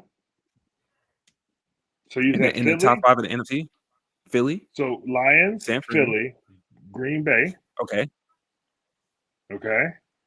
Then you've got to make your decision on if you're going to do Rams, Tampa Bay, Commanders. Like, where does that teeter for you? Because I know you don't have the New York Giants in there. I know you don't have the Arizona Cardinals. And I know you're not trying to sneak in your Atlanta Falcons right now. No, not right now. But with the game that they gave San Francisco gave me a lot of hope. I'm not going to lie to you. I think it's one of those Atlanta could mess around and win that division, but I still don't have them anywhere higher currently than 6 to 8, personally. Okay. So right now, the confirmed ones that we have is Detroit, Green Bay, and Philly. So you've got 2 spots. Green Bay confirmed.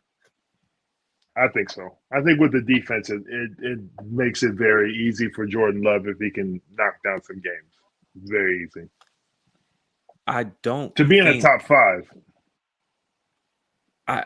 Because I will have to see them utilize Micah Parsons better. They're making him a full-on defensive lineman, and that's not what he is. He'll put his hands on the ground every now and then, but in the way that they're utilizing him, you've stifled what you traded away for. He's going to be the threat on the defense. If they can neutralize him just long enough, you're able to move down on Green Bay's defense. And that's a lot on Jordan Love. Jordan Love hasn't showed me that you're going to be the consistent, I'm going to put up numbers, right? As far as the QBs go, you can maintain and you have flashes of greatness. I'm not saying you're bad, but it's like, I would expect for Jordan Love somewhere between 17 and 24. That's what I'm expecting from you game by game, give or take. You can move that era, right?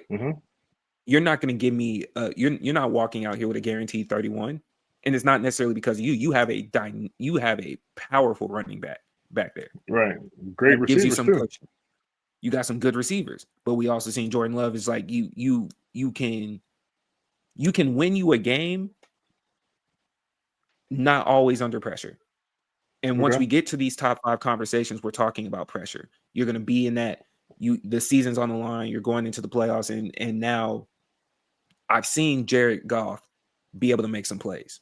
I've seen Baker Mayfield be able to go get them plays. I've seen Jalen Hurts be able to go get them plays. I've seen when we start talking about the NFC piece of it, I've seen Matthew Stafford be able to go make them plays. Pressure on the line. Like, it's us versus them. Clear it out. Jordan Love hasn't shown me that yet, and I don't think their defense is holding them down completely to where they solidified. I think they still got some games because it's still kind of early, and I might change my tone, probably say in a couple of weeks. But the way that they're utilizing Micah Parsons kind of tells me is like I think they're still figuring it out because he's not meant to be on the line every single time. Right, and I get where you're coming from because how he was utilized in Dallas and how he was able to come in like a linebacker position and come down the middle whenever they did the pressure. But as far as him applying the pressure to the quarterback on every single play, they're putting him in positions to do that. Mike is having to work double hard to get around the big guy or push around and make the swim move or whatever. But the whole point is to put the pressure on the quarterback, and he's doing that every play because he's not able to bounce outside of the pocket because Mike and them create such a hole that like you've got one or two options. You either have to sit here and wait for one of us to put our hands on you, or you've got to go right down the middle, and then we've got somebody waiting for you. So I hear what you're saying. They're Okay. definitely not utilizing him the way that they used to, or the way we're used to seeing him be utilized. And for a portion, maybe he's not reaching his full potential. But Green Bay's whole defense is centered Mhm. around just putting the pressure. And so if that's what they do every single play, because as you've seen in their tape, they're putting the pressure on the quarterback every single play. And then soon as Micah gets Yeah. loose, that's a sack. And he's been having the results the past couple of weeks. The boy had 3-4 sacks in a game. So, like, it's not as if he's not getting the result that you would like. It's just a different utilization that we've seen from Micah Parsons in the past. And I think Oh, it's difficult for him yes. to get more sacks because Dallas's defense was porous. The only person who got to the quarterback was Micah Parsons. Right. Now he's on a Green Bay defense where just about everyone can get to the quarterback. So Right. it's gonna lower his numbers because he's on a better team. Yeah. So he was talking about the AFC. I'm sorry, the NFC, and was Wait, just hold on, talking really about quick, really quick. yeah. This because this what I'm saying to the Packers defense. Defensive rushing wise, they're ranked 6. Passing wise, they're ranked 15. Okay. So even with the sacks that you're getting, it's like you have a game up and then a game of okay. And that's where I'm saying it's kind of inconsistent with them. And I kind of Right. struggle with that. As a They're still defensive though, figuring but it out. not Micah. Not Micah. I'm saying Micah is an example of what I'm seeing of you still figuring it out because you putting him on the line every single time is saying you're still Got trying to it. test that defense. That he just happened to be Got it. the example I'm using. Yeah.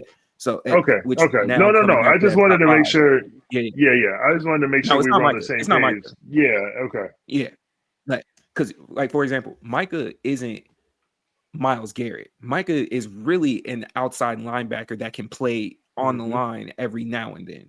He's He's not just that really a fast and defensive physical. end. Yeah. Yeah, like he can move you. Now, when you had him and DeMarcus Lawrence on side by side, and you're able to rotate that as porous as the Dallas defense was, that's a nasty threat. DeMarcus on the Yeah. line, I can put you on the other side. You got to figure it out. And the Packers do kind of have that similarity. It's just, bro, him being able to stand and see and make a move, that explosiveness that he has coming off of a 2 or a 3-point stand, and you could vary. Ugh, They're that's why they using called you the best Micah. defensive player in the league at the time. Yeah. They're using Micah like Javon Curse used to be used. Like Javon was Yes. like a D end, but he literally could move like a linebacker. And they're making Yes. him they're putting him in the same positions and they're doing everything and they're using him just like him. And it's so freaky because every time you see this dude pop out of the outside and he's got an angle at the quarterback, he doesn't even have to have a straight angle. It could be like a curved angle. And this dude is still finding a way to get to the quarterback. So it's just like, what are you supposed to do? They've already got the pressure coming from the defensive line. And then you've got this literal lion on the outside, just eyes down, looking to try to figure out a way to get to you. Is just crazy. Okay, so to that point, we're struggling to come up with a 5 for the NFC. So does that mean I'm that not. the Colts are possibly a top 5 team? Because I'm I not don't coming up with believe in San 5. Francisco the way you do. That's fine. But we also talk about Tampa Bay and we talked about Seattle. And I think those two teams can etch it out to where we can grab 5 out the NFC and still have a conversation. You might have higher hopes. I don't have Seattle, even though that division is relatively even right now.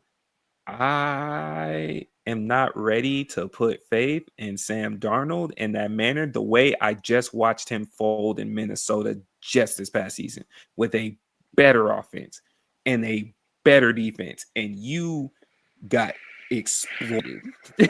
Bro, they tore your ass a new one to end the season and then to begin the playoffs. Two back-to-back games. You didn't just fold in the last one. Two. But see, I'm not looking You at had a house one divided player. in your house. I'm looking at a whole In your house. team. I'm looking at a whole team. So we're talking about right now the team wins and losses. If we're talking about the entire team and what a team has to do, then Seattle is the part of the conversation. Him leading you is why we have to focus on the player. And you got to go out there and show me that outside of Jackson Smith, you had Jettis. You also got Jackson Smith. When they put that pressure on you, can you move it around? Can you consistently move down the field? I don't have him there yet myself. Okay. Right. And so that's where I can give down. the edge back to San Francisco. Okay. I'm writing this down so that way this might be the third quarterback that you might have to apologize to here in the next couple of weeks. So we've already had who was the two? Trevor Lawrence. You had to I've only apologized to apologize one. to. I'm not apologizing to Trevor Lawrence. You had a decent Okay, game. You're still I'm sorry. You had to retract your statement. You had to retract your statements on Trevor Lawrence after the performance he gave. And now Daniel Jones is number 2. I feel like Sam Darnold might be doing the same thing to you in the next couple of weeks. Whoa. When did I slander Daniel Jones? I was giving him credit. I said, because remember, my statement on Daniel Jones was, why is he getting slandered that Trevor Lawrence isn't? That was my statement. I'm saying it should be equal for both. I didn't slander Daniel. Okay. I didn't slander Daniel.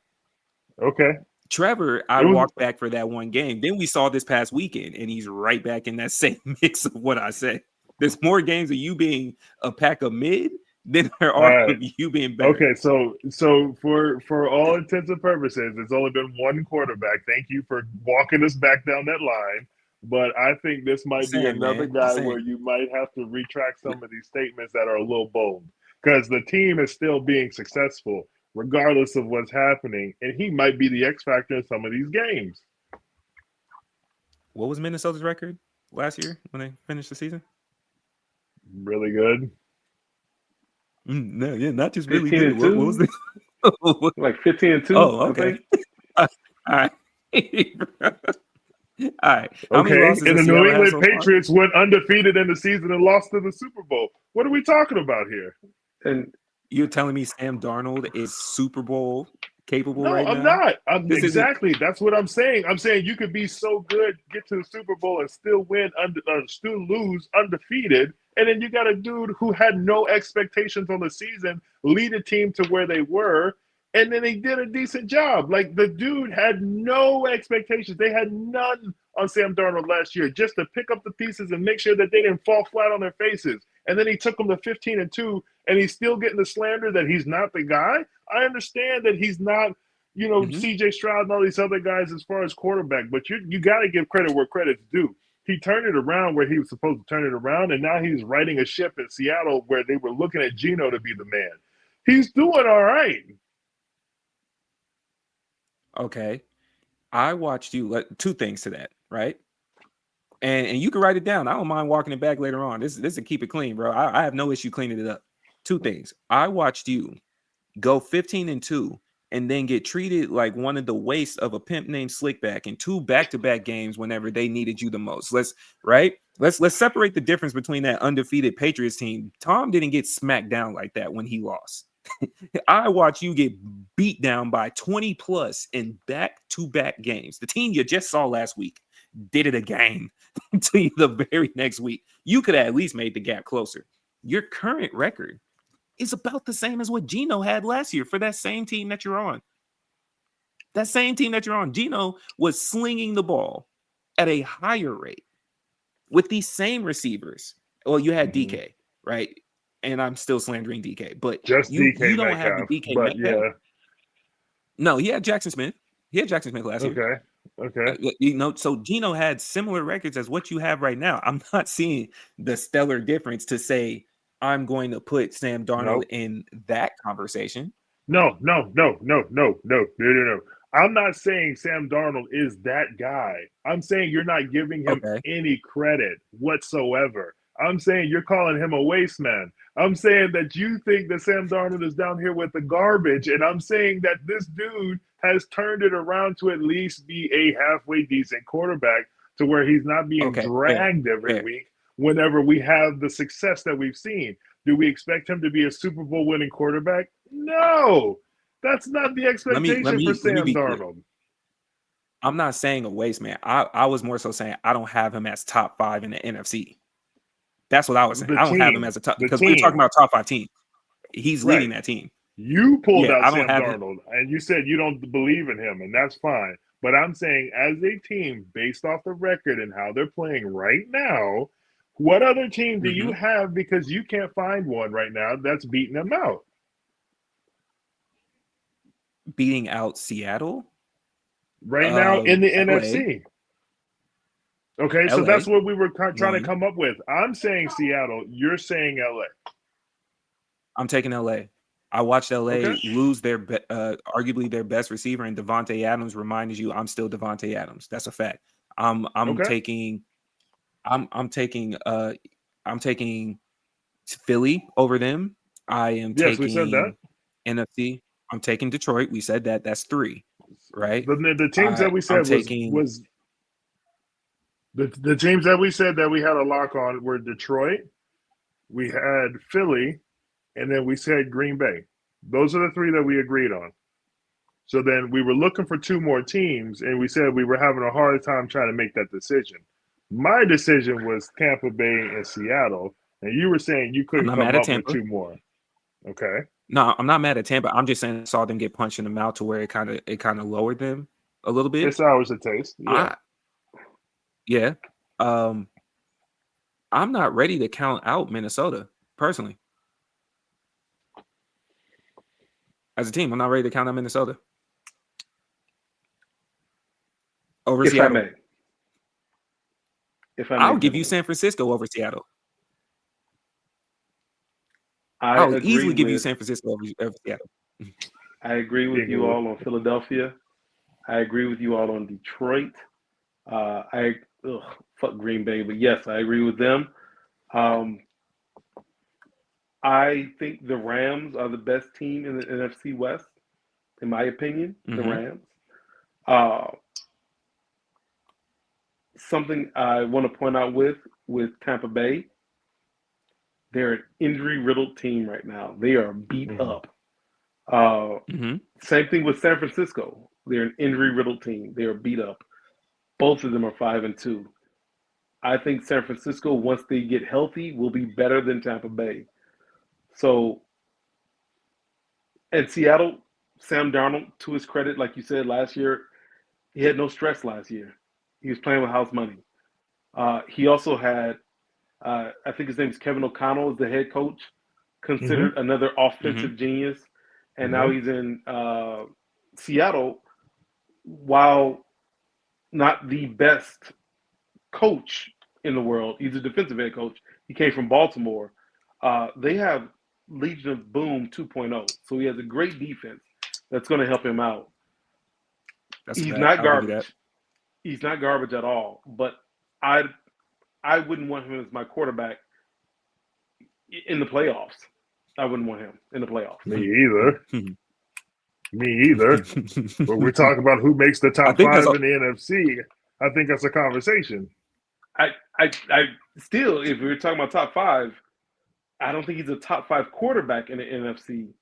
So, and not We're all, talking not, I not think a about always. top 5 teams. team I in know. I Seattle. was going to say Yeah, I wasn't finished.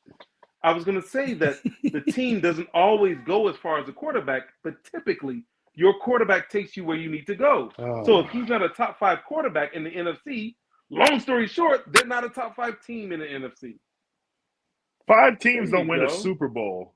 So I just don't understand why we keep getting derailed by this conversation. You keep bringing up one individual on a team when we keep talking Okay. about Can I offer a teams. different perspective?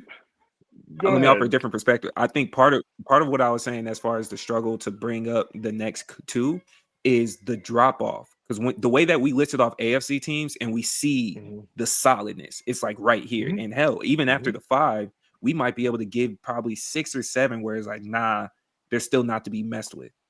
On the NFC side, after we list Detroit, Philly, I'm still willing to put the Rams there, Green Bay. After that, it's a little iffy. Like there's a drop, because remember the origin of this conversation of where do we put the Colts? If we're saying the Colts are top 5 over there, maybe a top 3 team. And I had asked, do you think on the NFC side, would that make them a top 5 team? Do we have teams on the NFC side that we're like, nah, they look scarier than the Colts right now? Well, no, I thought when we were referring to that question, if that they were the best team overall, looking at the NFC. Yeah, I was asking. That's what I thought we were having the conversation. Okay, so just clarifying that side. Yes, obviously, I think the Colts are the best team, even if you put them over here in the NFC, because the way that they're rolling on both sides of the ball is where I would go with that. Now, the only thing that I have to say with that is it doesn't make me feel great saying that statement. I've got Detroit in there, and I think Detroit is honestly, like, if not one of the best teams in the NFL right now.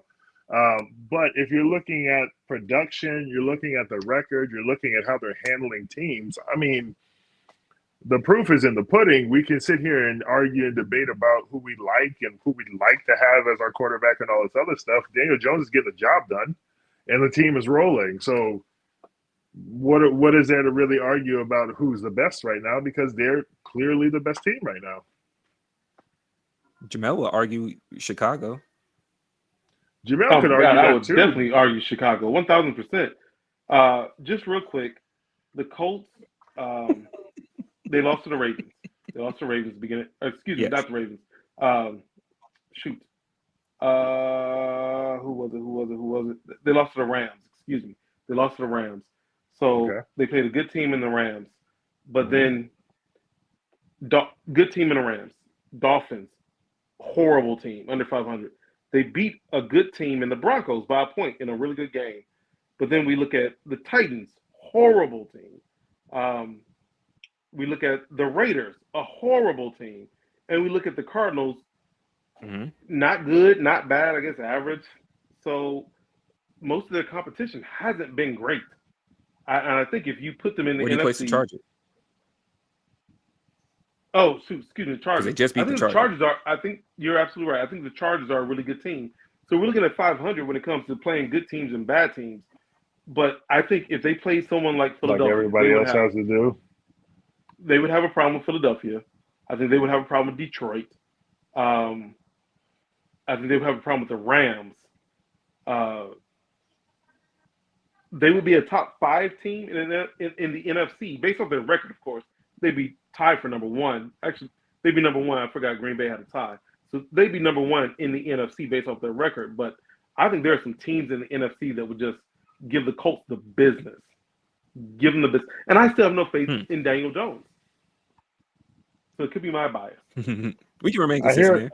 We can remain consistent. I hear the record talk, right? But like everybody else plays sorry teams throughout the years too. So it's how you handle the teams while you're playing them. And what we're seeing right now for the Colts is that they have no problem handling business, whether you're sorry or you're good. Because I watched that Philly team get their ass kicked by a team you on this very podcast called Sorry. We watched that happen. Philly got dismantled by the Giants. Yeah. Scatterboo was out there dancing his butt off. Yeah. Philly let Bo Nix come back on them before New York did. Philly barely got by Tampa Bay. They were caught off guard by the Jackson Scatterboos. They were caught off guard. Nah, they got caught off guard because Scatterboo was sticking his helmet in the middle of somebody's chest when he was coming. Yeah. All right. So do we have an update for our Super Bowl standings from last week? I'm still riding with Detroit. Okay. Who they playing?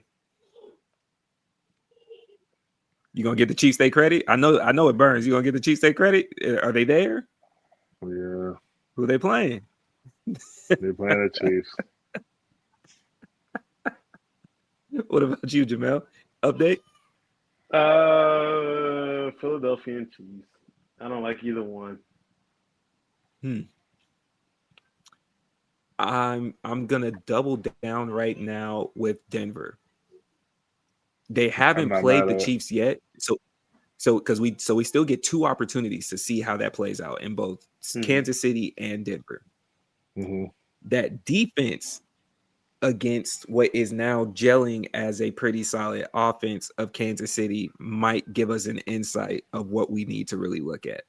Because I do think on the flip side, while the Chiefs defense is good, the Broncos offense is all right. The ball game's not going to be won by the Chiefs defense or the Broncos offense. It's going to come down to that Chiefs offense and the Broncos defense. On the NFC side, I just can't discount Philly, man.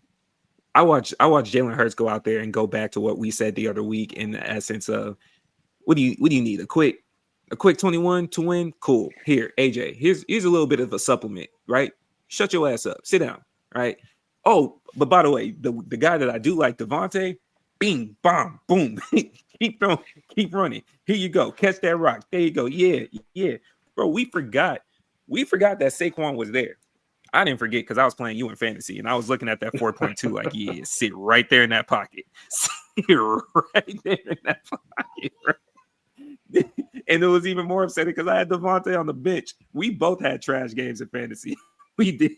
I got saved by a couple pieces. I had Devontae on the bench, but Saquon having 4.2,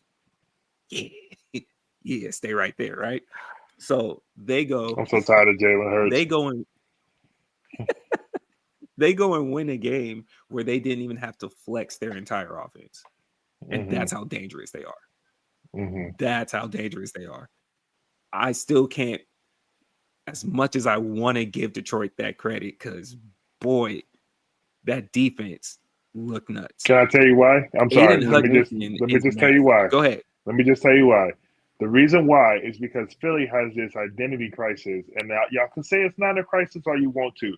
One week they running the ball, the next week they throwing the ball. They're trying to figure it out because they don't know the game plan, or they're calling themselves adjusting. No, they're going through the motions and they're trying to make everybody happy. Detroit is a team that's bought in. They are in. So whatever the job needs to be done that week, with the pressure that the defense is giving and wreaking havoc on people, we are going to be the more successful team down the line if we stay healthy. I believe in everything you said. I'm 99.9% with you until we talk about Jared Goff. And I just don't believe he's the finisher. I don't. I'm so sorry. I don't believe Jared Goff. You have Jahmyr Gibbs, you have St. Brown, you have you have Jamison Williams, you have Sam Laporta, you have a hell of an offense. You have Aiden Hutchinson dancing on people on defense with a secondary that's very underrated. And then there's Jared Goff. There's Jared Goff. Trent Dilfer was the starting quarterback for the Baltimore Ravens. Did he win? And they won a Super Bowl. Yes. Trent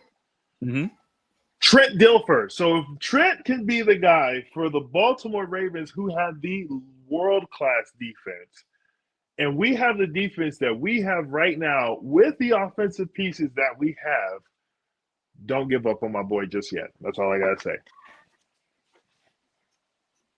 Jared Goff went to the Super Bowl. All right. Arguably, I can tell by the demeanor this is about to be disrespectful. So like pull it back by 10%. It's not disrespectful. Right? No, this is just factual. You went to the Super Bowl with arguably one of the greatest defensive players we've ever seen. Ever. In Aaron Donald. With a stellar defense on that side. Right? Yes. You had a pretty solid offense on that side too. And all they did was switch you out, and the very next year they won the Super Bowl. It might just be you. I watched you dismantle the guy that I just dismantled in full slander of Sam Darnold, of just knocking him down to that piece in 2 games back to back. And then the very next game, you folded. You folded in that moment.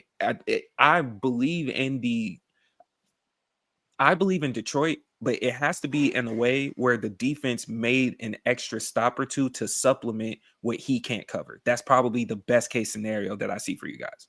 That's where I'm at with it. If they are able to say, let's make it an offensive shootout, and I go, here, go get me a touchdown, you're down 7. I don't know for sure. I don't know for sure with Goff. If they're able to just mitigate a little bit, hey, we can figure out what to do with Gibbs just a little bit. So recency bias aside, can you look at the work that he's put in for this season and at least just say he's got a fighting chance? Or can you just not let that go because it's okay? No, because I had them as my upset team last year, too. Okay. I had them with the injuries. I had them as my upset team last year with Aiden Hutchinson not being there. Laporta still coming back from injuries. You still had Gibbs. You still have St. Brown. You have stellar offensive weapons. It's just one of those things of when they fumble. And it crumbles very quickly in the game. That's it. Yeah. That's where I'm at with Detroit. I do think that's a nasty team. I don't want to play a team that they're worse than playing Madden. There's no such thing as punting on 4th down. It's non-existent, bro. You're playing so much fun. Downs of it makes the game so much fun. You're playing 4 downs of defense. I think the only reason that you're such an aggressive team that you suspended Deion Branch. Not even that you really believed. I don't believe Dan Campbell actually believed what he said. It was just, hey, we actually like you. So before the league does it, let me just give you a quick game. See, you see, we got him, and he right back next game to putting hands on Juju again. Right? I understand it. They're the energy that Tampa brings with the talent to match it. Right. I just think he's that man. He's just that one piece. I told you I'm 99.9% there. That 0.01 is Jared Goff. What game would it take you to understand that we could get over the hump? Who do we need to beat? What do y'all have left on the schedule? Let me see.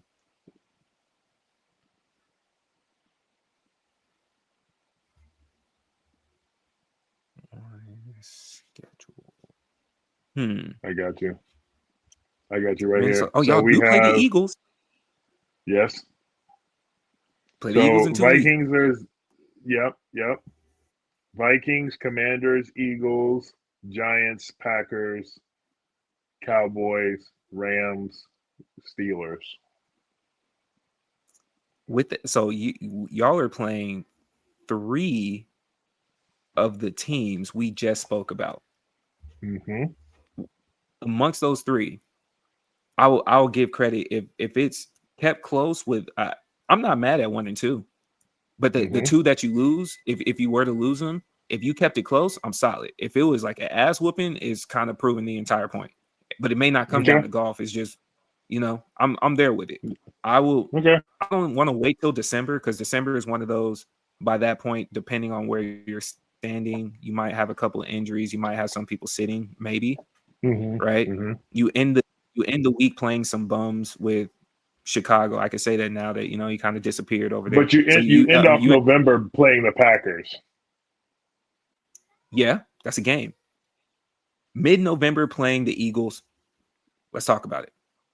Mid-November playing, because that's going to be a statement game for both of them. On it. For both of them. Let's talk about that. Yeah. Okay. All right. Last but not least, NBA's now officially here. Yes. We came into the season with Russell Westbrook telling us that LeBron is full of fraudulency. We started off with Stephen A. And let's round out with somebody backing up what he said. That boy said, you come in with a Malcolm X book and you can't even quote it. You're a fraud. You play giggly with Will Smith. You big phony. But the NBA season is back. We did some predictions last week. We saw last night that Houston OKC. Let me just say, shout out to my boy Thompson.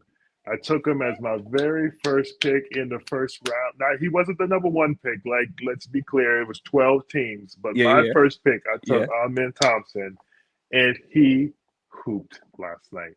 He was out the game for a little while, came back, and still hooped. So I'm just Still saying, hooped. as a player, we knew we were going to have to ask a lot of him. And I'd say Uh-huh. them like Houston because Van Fleet and them are out and you need more production for him. But this is literally what you want to see on a night to night basis. If he can do this, Houston's still going to be scary without Van Fleet. Yes. Yes. The rotations that Houston was able to throw out there on the floor, and I know it's just night one, that's a scary team when they become healthy. That's a very scary team when they become healthy. Sengun? And then, yeah, bro. And then on the flip side, OKC still looks like OKC. Really quick, really quick. You know what I just realized about SGA shoes? Those are just the answer fours, but Oh, for Converse sure. version. Oh, for sure. That's what it took me a little bit to pin it, but then when he came in walking with the game and I saw the white and gold combo, yeah, they're just the answers, bro. They're the answers. I was like, I see what you did. Yeah, yeah. And he's got the I see what braids. you He's did. the point guard with the come on. Come on. Yeah, they're the answers. They're the answer for it. Yeah. Now, I want to ask this question.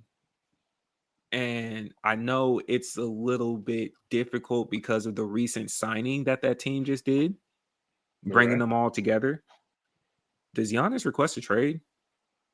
And if he does it happen before the trade deadline?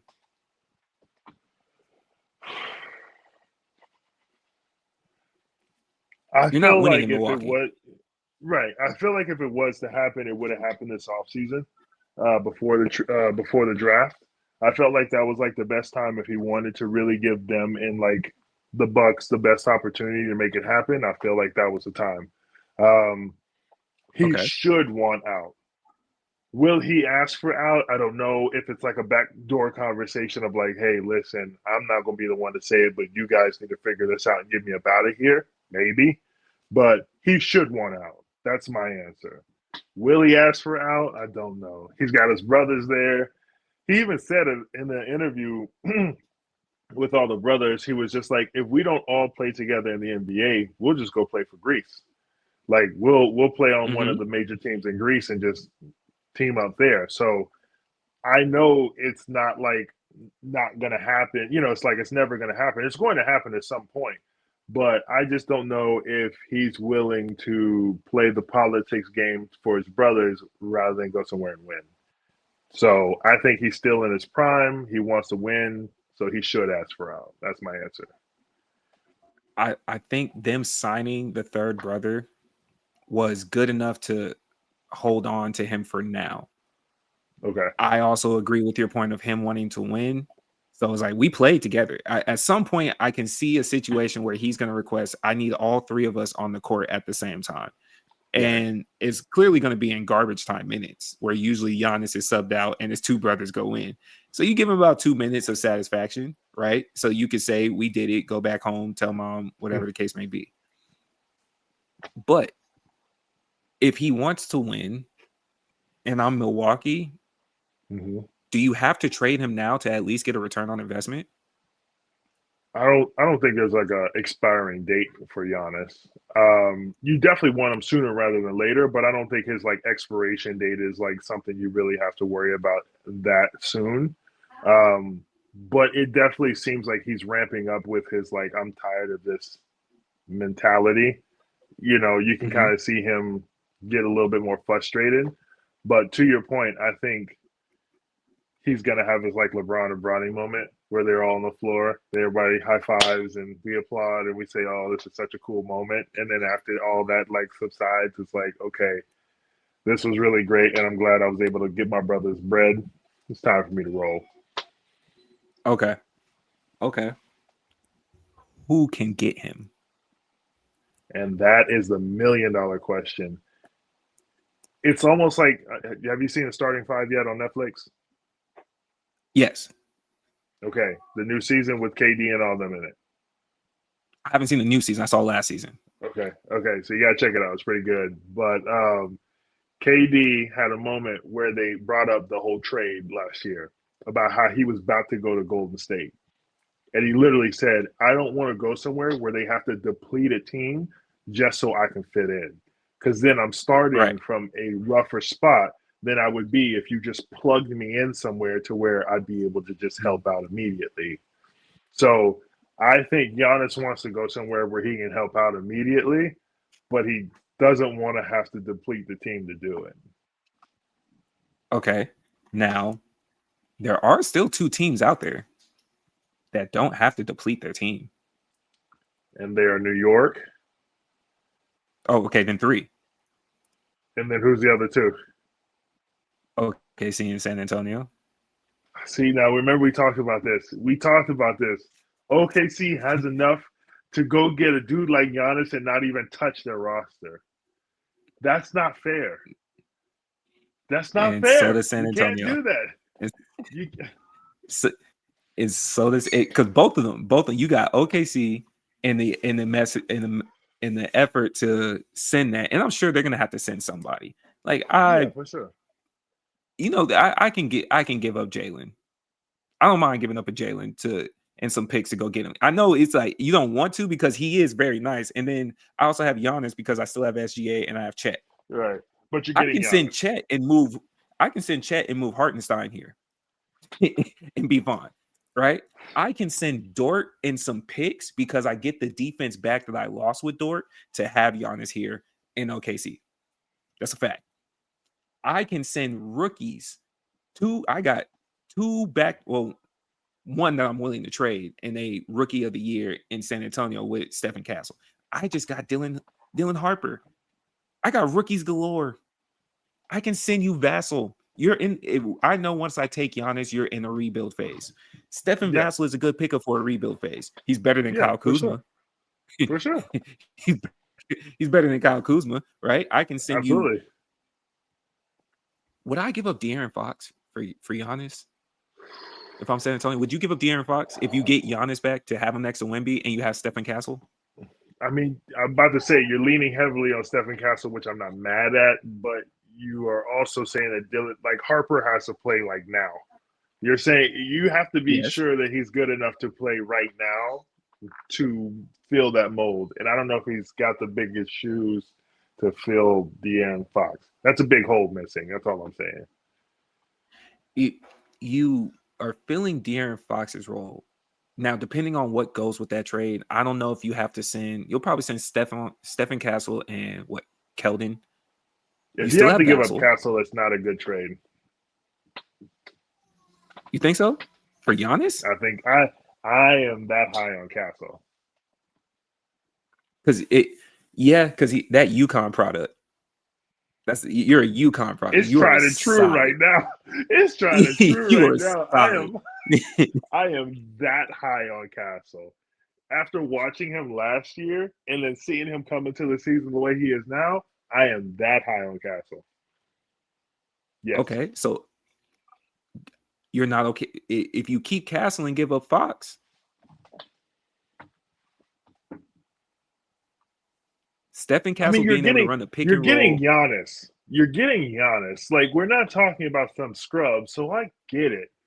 But like when I'm looking at the team and I've got to give up Castle to get Giannis, I'm not saying it's an equal swap because obviously you're getting way more with Giannis than you are with Castle. But if you don't immediately win, you lost the trade. Oh no, I'm saying keep Castle. Okay. Send De'Aaron Fox and maybe Vassell for Giannis. Yeah. Yeah. Okay, fair. Good rollout. What, anything you want to add? Anything you want to add to wrap this up on the NBA portion? If the Golden State Warriors are healthy all season, they might be a problem. Might be is so generous because I think they will be a problem. That's why I'm being generous with it because they are a problem already, but we know that the health is an issue for them. If Kuminga plays how he did last night throughout the entire season, pissed off at the whole organization and just taking it out on the floor, they're a serious problem. Anytime Stephen Curry is healthy and you've got a good team around him, he is in contention for winning a championship. There's no question behind that. So if you give him Kuminga, who actually steps forward and makes the jump that they've been wanting him to make, bias Yeah, aside of whatever Kerr thinks, he better be on that floor and you better win them games because they are scary right now. And it's game one. I think Golden State is in this position to where they're just trying to play to be somewhere between 3 and 6, not be involved in the play-in. Right? That's it. As long as they're not involved in the play-in, that's a scary team right there. I'm not mad at that. Mm-hmm. I'm not mad at that. Mm-hmm. I will counter and say I think somewhere in this season we might see either a trade to assist or a trade away of LaMelo Ball I hope so. because he's doomed in Charlotte. Get him out of He's purgatory. doomed in They don't Charlotte. care about winning Yeah, in Charlotte. They care about filling the seats, and that's all they're doing right now. yeah. Fair. All right. That's what we got for y'all this week. That was 2 hours of additional talk of beauty, right? We did do a fantasy basketball draft. I do want to let y'all know Abe and I are involved in the league, and they messed around and let me get Wemby, which is insane. They messed around and let me get Wemby with my first pick. Wemby dropped a 4. He dropped a 4, and I get Jokic and I get Giannis. You had to choose between Luka and Wemby. Y'all let me get Wemby, and I'm looking at half my team. I got a lot of Spurs over there because I did go get Dylan Harper as well and Vassell. But we're in the league. We're gonna keep I y'all drafted updated. Castle just because he drafted Wemby and I didn't want him to have him. I'm just gonna let you guys know. I purposely drafted him because I have a high ceiling for him, but I also knew that I didn't want David to have him. Okay, it's the truth. All right, I admit it. Because Whatever. knowing that I will have the pick and roll combo between them two was going to be such an issue, I wasn't right? gonna watch that happen. I wasn't gonna watch that And unfold. and I'm not gonna hard too hard because on the fantasy football side because I know we got to see each other again by the end of the season, so I might mess around and lose that one. And my team isn't doing the greatest. Like we are scraping by, right? But in the basketball piece, yeah, that comes with a little bit more bragging rights. If you will. come a little bit more bragging rights, even though I'm getting smacked down right now by Craig's team. Boy, got 235 on me. He got Dang. Jiminy Cricket. Yeah, he got 235 on me, man. I got 312 for the night. Ooh. Man, but most of my games are still Dylan's in the gonna be first hurt quarter. this week. Yeah, most of mine are still in the first quarter. Yeah, okay. But that was another episode of the Keep It Clean Sports Show, man. We appreciate y'all being here. Remember to like, comment, and subscribe. Please like, comment, and subscribe. We are dropping on YouTube. We are placing the sports show probably going to be exclusively on YouTube. We might give you some DSPs every now and then, but what we're preparing for in this sports world now that basketball is here, we're going to have some Keep It Clean turmoil. Right. I don't know if Abe paid attention to the last episode that we just dropped on the other side of the pod, but that boy Ev had his name in his mouth. Said, I'm coming to see you.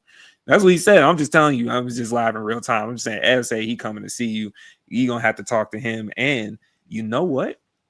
That Detroit LA game might be the perfect time to just see, two brothers go at it, see what this conversation actually looks like. Right? Hey Ev, I'm here, man. I'm here. You know what I'm saying? You know what I'm saying? That might be a good conversation in the future because we should have did that because him and I plan on pulling up for the Atlanta LA game. Mm-hmm. That would have been one to go pull up in Detroit as well. But next year we might be on that. We might be on There that. you go. Or we might pull up on you because Ev is allegedly. The way that you cheer for LA is the way that he cheers for Golden State. It's like you're from St. Louis. Stop lying. Stop lying. Stop lying. But one of them, Lakers, Golden State, we might have to pull. Okay, we got something going, but you're gonna see us on here. We're dropping clips on a regular basis. Follow us on TikTok. Follow us on this future Twitter page coming. Follow us on Instagram. I'm gonna make a Threads page just for the fun of it. For y'all. We're gonna make Threads.